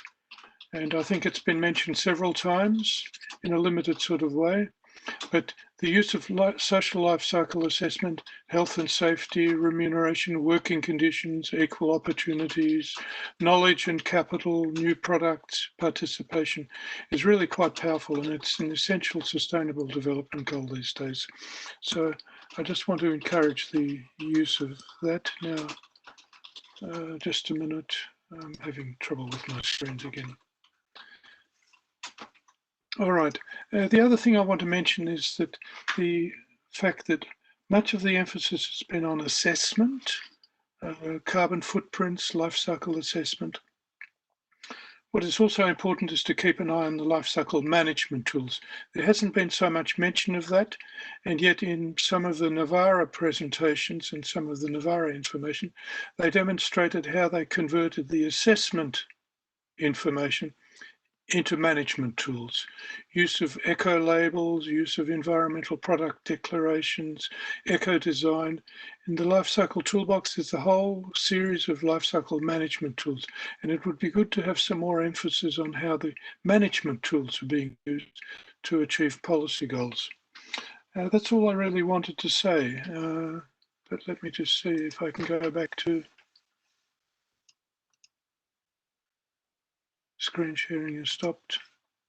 Am I still online, Paolo? Yeah. Okay. Here we are. You can stop. No. Yep. Okay. Okay. Thank you very much for your comments. And actually, it's very much interesting your last point about how to pass from assessment to management tool. So since our objective is to really lead to policy action, it's very much interesting. Your point. And you'll find in the RAB from Navarre, there's the separation of the life cycle methodologies into assessment and into management. And I think this is an example that I would hold up to the other partners also, to start thinking not only of broader assessment tools, but also how to apply the management, life cycle management tools that lead to some sort of policy improvement. Yeah, definitely. Yeah, it's something that we need to stress throughout the project. Okay, thank you very much, Fritz. So I'm trying to share again my screen. I don't know if maybe okay, thanks a lot. Thanks Navarre team for your help. Okay, so I think that since we are running out of time, if you agree, I received also some comment from Elsa. I don't know, Elsa, if you want to say a few words, or if you are okay if we move on.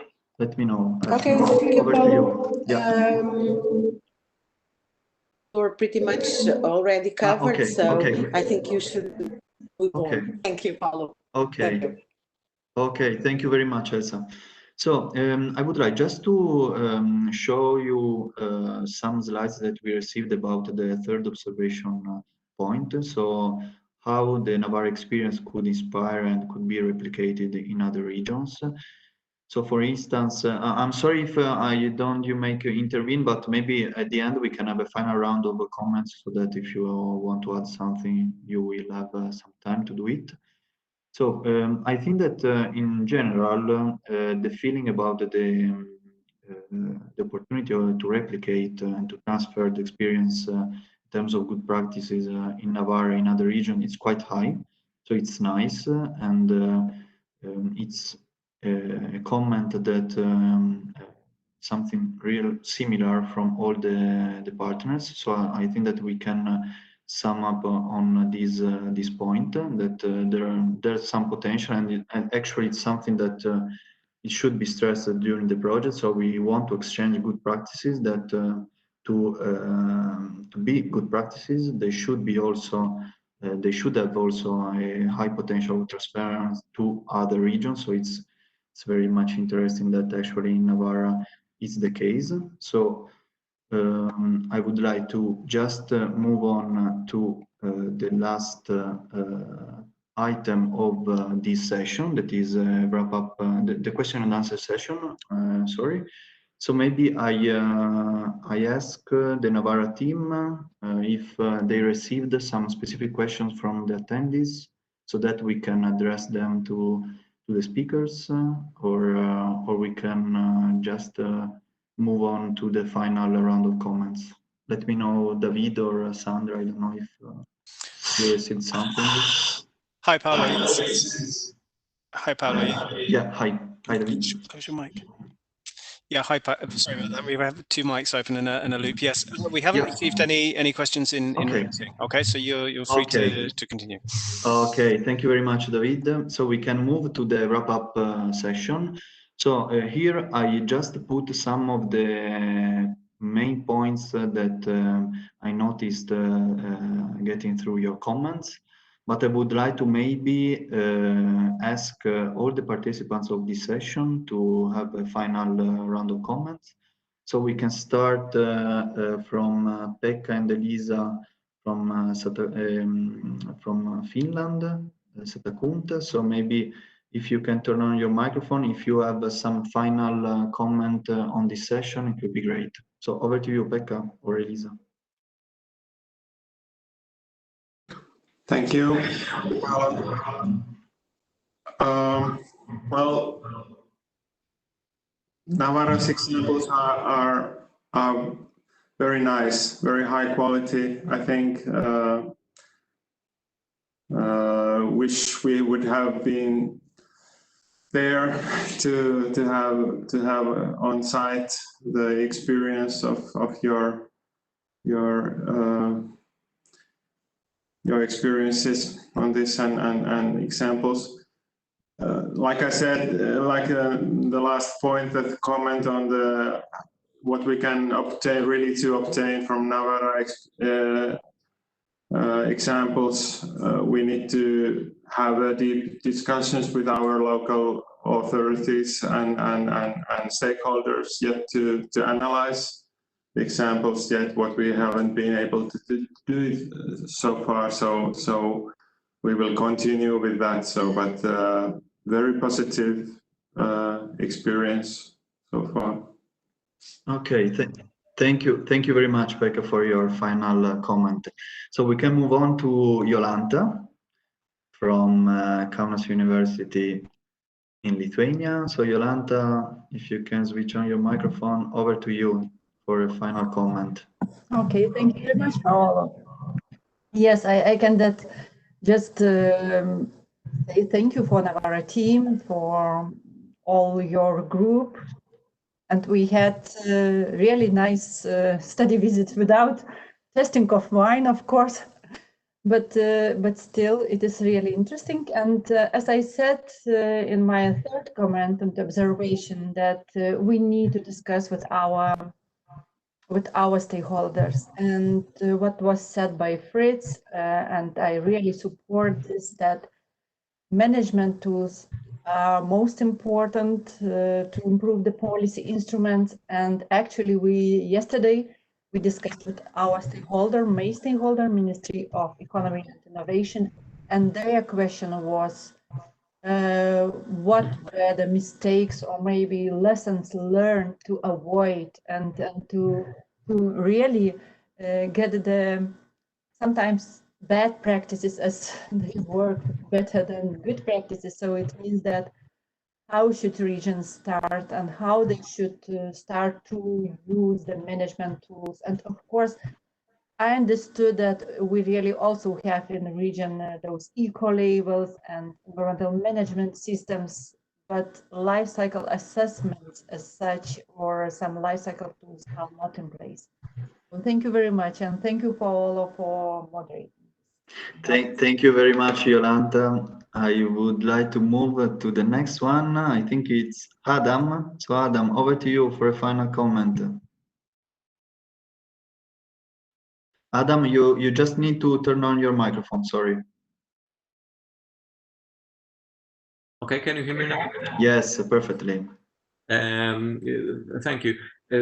I would like to once again thank Fritz and Eusebio for stressing our attention for social impact of LCA and those family of instrument and tools. This is really important to stress that the environmental impact, the production impact is a really sometimes it's really absent in the local policies. In this context, what Prince mentioned and Eusebio mentioned, the wellness of a local society is simply depending on environmental state and products available. The olives example was simple, brilliant and accurate. Thank you. Perfect. Thank you very much, Adam. So Albin from Slovenia, can you turn on your microphone and just for a final comment? Over to you, Albin. Yes, thank you. So I am glad to say that the examples of good practices which have been presented and discussed during these 3 days are very useful, and I think that there exists a great, let's say, potential for the exchange of ideas among regions, as also a level of probability to implement some of these practices also here in Slovenia, including the good practices presented by colleagues in Navarre region. So finally, I would like to thank all participants and especially colleagues in Navarre for preparing and organizing the very nice and educative online meeting. Thank you very much. Thank you very much, Albin. We can move to Elsa for your final comment on the session and on the TLJ, actually. Okay, we are approaching the end. Yeah, over to you. Okay, thank you. First of all, of course, I would like to point out the really high quality presented. Nevertheless, so sorry about it was not possible to be there because even though there were wonderful conditions about web streaming and about having everyone on board with wonderful videos and so on, being there would exciting and enriching for all of us. But that's our reality now. So it was a very, very good initiative.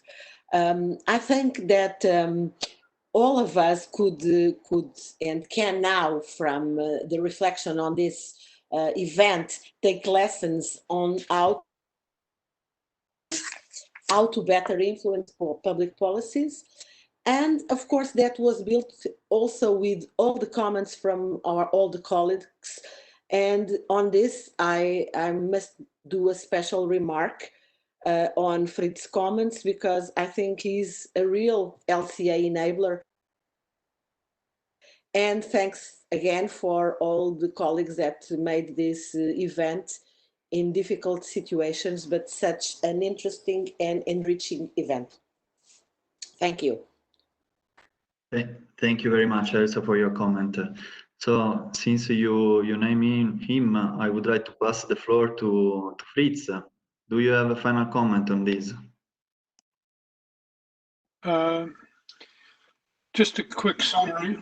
I think we've seen a very high level of interest in the policy instruments and in the Navarre situation. So it's led to a very productive peer review. Interesting policies, various comments on the policies. It also shone some light onto the road ahead, not only the road behind. And I think that's always valuable. I just want to repeat my earlier comment and the comment of some of the other participants also, that the life cycle toolbox is bigger than what we're actually using in this project. There's a lot more potential in the life cycle toolbox to go further and to go wider. And it should lead to positive results. Exchange of experience, lessons learned. Much of the focus has been on carbon footprinting. This is what people want to learn, how to repeat. And I think that's a very useful focus for moving forward. And hopefully that also can be broadened out into other life cycle instruments. I have one more comment, which was in part an answer to Yolanta's question yesterday. And that is to say, moving forward, we should perhaps think about using a variant of the Global Reporting Initiative, which is regional reporting, as a motor for moving this whole project and the policies forward, because it isn't until we know how to report on the results and report on the efforts that we can focus properly the minds of our various stakeholders.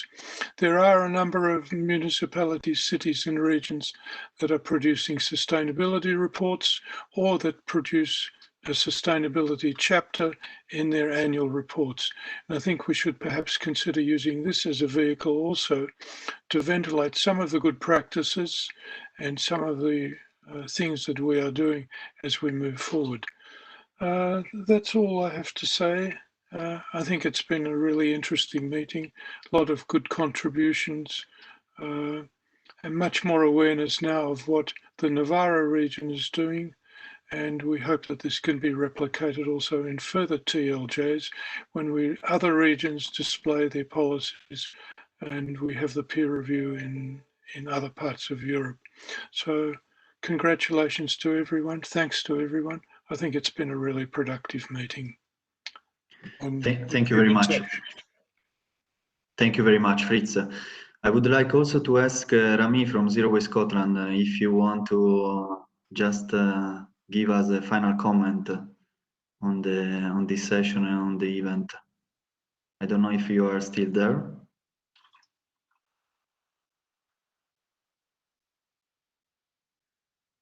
Okay, maybe not. So I would like to maybe. Sorry. Yeah. Now, sorry, I was on mute talking to myself. Okay, so I was just saying that, yeah, it's been a pleasure, taking part in this exciting event and learning about all the work that all the regions are working on, especially Navarre at this stage. So yeah, really nothing to add. Like, I'm really pleased to see, like, the majority of people here really keen to look at life cycle assessment and take it forward and try to use it as a tool to inform future policies. So yeah, just wishing all of them all the best. Thank you very much, Rami, and thank you very much for your contribution. It was very precious and helpful. So thanks a lot. I would like just to maybe also give the floor to my colleague Deborah, that she's with me now. Maybe if you want to take the floor and say a few words after this 3 days event, please, the floor is yours. Oh. 3 days event comment is quite difficult. More than a comment, to me, it would be a final question for Raul. And it is also connected to a point that it was wrote by Pekka and Elisa about the political atmosphere to promote sustainable development in the region. I think it's quite connected to one of the weaknesses of the project, which is production and political inertia. So yeah, my question was how to go on, how to intervene with dialogues with key stakeholders now in Navarre. If do you foresee some practical actions to face this weakness?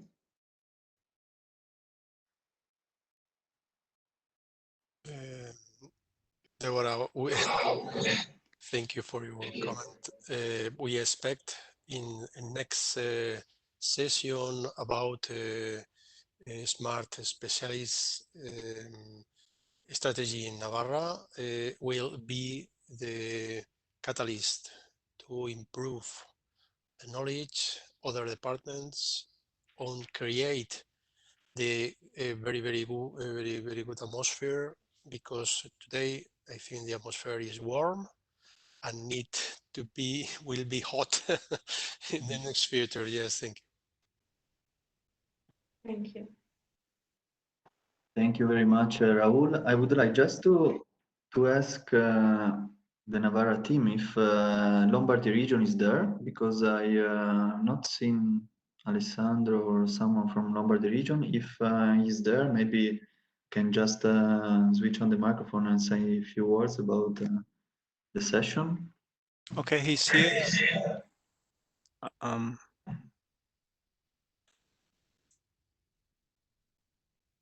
Alessandro, can was the microphone not working? now okay, good. Okay, over to you, Alessandro. Yeah, thank you very much. First of all, I would like to apologize for the low profile contribution we gave in this meeting, because we are a bit understaffed so far, and we are trying to catching up in this period. So I hope, and I'm pretty sure in the coming months we will be more productive and supportive into the project. I really appreciated all the two videos, the two clips in particular, and the only regret is that we couldn't be there to see directly those experiences, sorry. And also just one consideration, I'm not an expert concerning policies, I'm just coordinating the project, and we are little by little trying to involve the right person, the right people in the project, but just concerning the overlapping of the issues into different policy instruments that was underlined before. Just to say one thing, this is a problem we also have, of course, in our region, when different policy instrument can tackle and try to tackle in a different manner, from a different perspective, an issue. And so this can also be a problem, of course, but perhaps the awareness, first of all, of that this overlapping exists, and also the use, perhaps, I'm not sure, of life cycle methodology to solve this overlapping, and to use similar tools to analyze specifically the topic of which is the object of the overlapping, can be a solution. Just an idea that I was thinking of, just listening to you. And then in the end, thank you very much to Navarre region for the meeting, and for the nice organization, and also to the chairman for all the the nice and gentle approach to the people who gave their contribution. That's Okay, thank you very much, Alessandro. Thank you very much.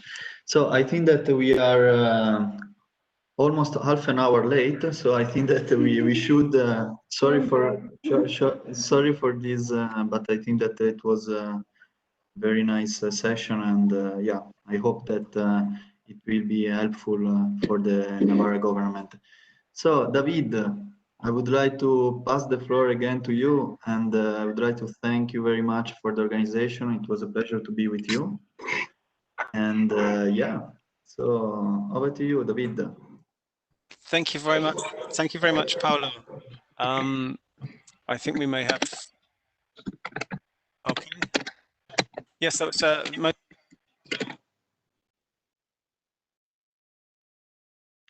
Sorry, David, we cannot hear you. Okay. Hello, and now? Yeah, now it's good. Okay, yeah, because apologies for that, because we're next to one another. Sometimes we're a bit confused about which microphone is open. I'd like to pass very briefly to Raul, because he'd like to close things from this end here in Navarra. Okay, so Raul. Thank you, David. We really appreciate your contribution, all partners, your suggestions, your observations, and even 2 companies, very grateful for them, Eusebio Gainza, Biosasun, Fermín Sandy, Agralco. Both of them were very, very nice videos. And I think we expect all contribution from Navarra, from all regions. We share this expectation are well for all of us. Thank you very much. Thank you. Thank you very much, Raul. Okay, well, that brings us to the end of this 3-day event. Again, I'd like to reiterate what Raul's just said. Thank you very much to all of the panelists, all of the partners. Thank you for Paolo today and Deborah there in the background. Before we finish, we're going to try to do a group photograph. Okay, so as I keep talking, I'd like you to all to try to turn your camera on. Okay, and we're going to take a sort of family portrait of everybody. Okay, there we go. They're all appearing. I'd also like to say thank you, of course, to Eusebio for your video and presentation. It was wonderful. Thank you to Fermín Sandy and Agralco. We're all moving around here, right? Thank you for their presentation, and David, my colleague David, I think he's appearing somewhere. Yeah, he's with Raul. Okay, for helping me there with the questions and so on. Irene and Sandra in the background for their hard work. Okay, so Irene and Sandra. Thank you to everybody. It's been a great pleasure for me personally. I hope for you professionally, well, from what I'm hearing, of course, Fritz and Rami, experts here, external experts, thank you to you too. Well, thank you to everyone. You're looking very wonderful, very, as we say in Spanish, guapos en pantalla, very handsome. Okay, so big smile. Alessandro, yeah, we see you at last. Alessandro, hi, how lovely to see your face at last. Okay, and we have some attendees, which I think they don't have camera at the bottom. Yeah, you got what you need, guys? Yeah? Oh, yes. Okay, that's wonderful. That's wonderful. Yeah, so it's been great, you know, wonderful in these difficult times in which we're living to be able to carry on with projects, to carry on communicating. That's the key, isn't it? As Rami said, collaboration, collaboration, collaboration, communication, transversality, all of those things to keep these things moving forward. And I think today's peer review, thank you very much for that, Paolo, fascinating. I have lots of notes myself for my activities in other government departments about transversality and about the necessity, essential need to communicate between departments too, and get these ideas rolling backwards and forwards. Okay, and so just a few reminders before we finish. As usual, the project activities are all posted to the webpage. The webpage is continually updated. The streaming is available in Twitter, so you can look back at your performance there, and also you know, the finer points of the discussion if you want to go over that again and take notes and things like that. That's a great resource. One of the advantages of this of meeting in this format is that we have this permanent record that we can consult. And that Sandra will produce also a summary report of all of the proceedings.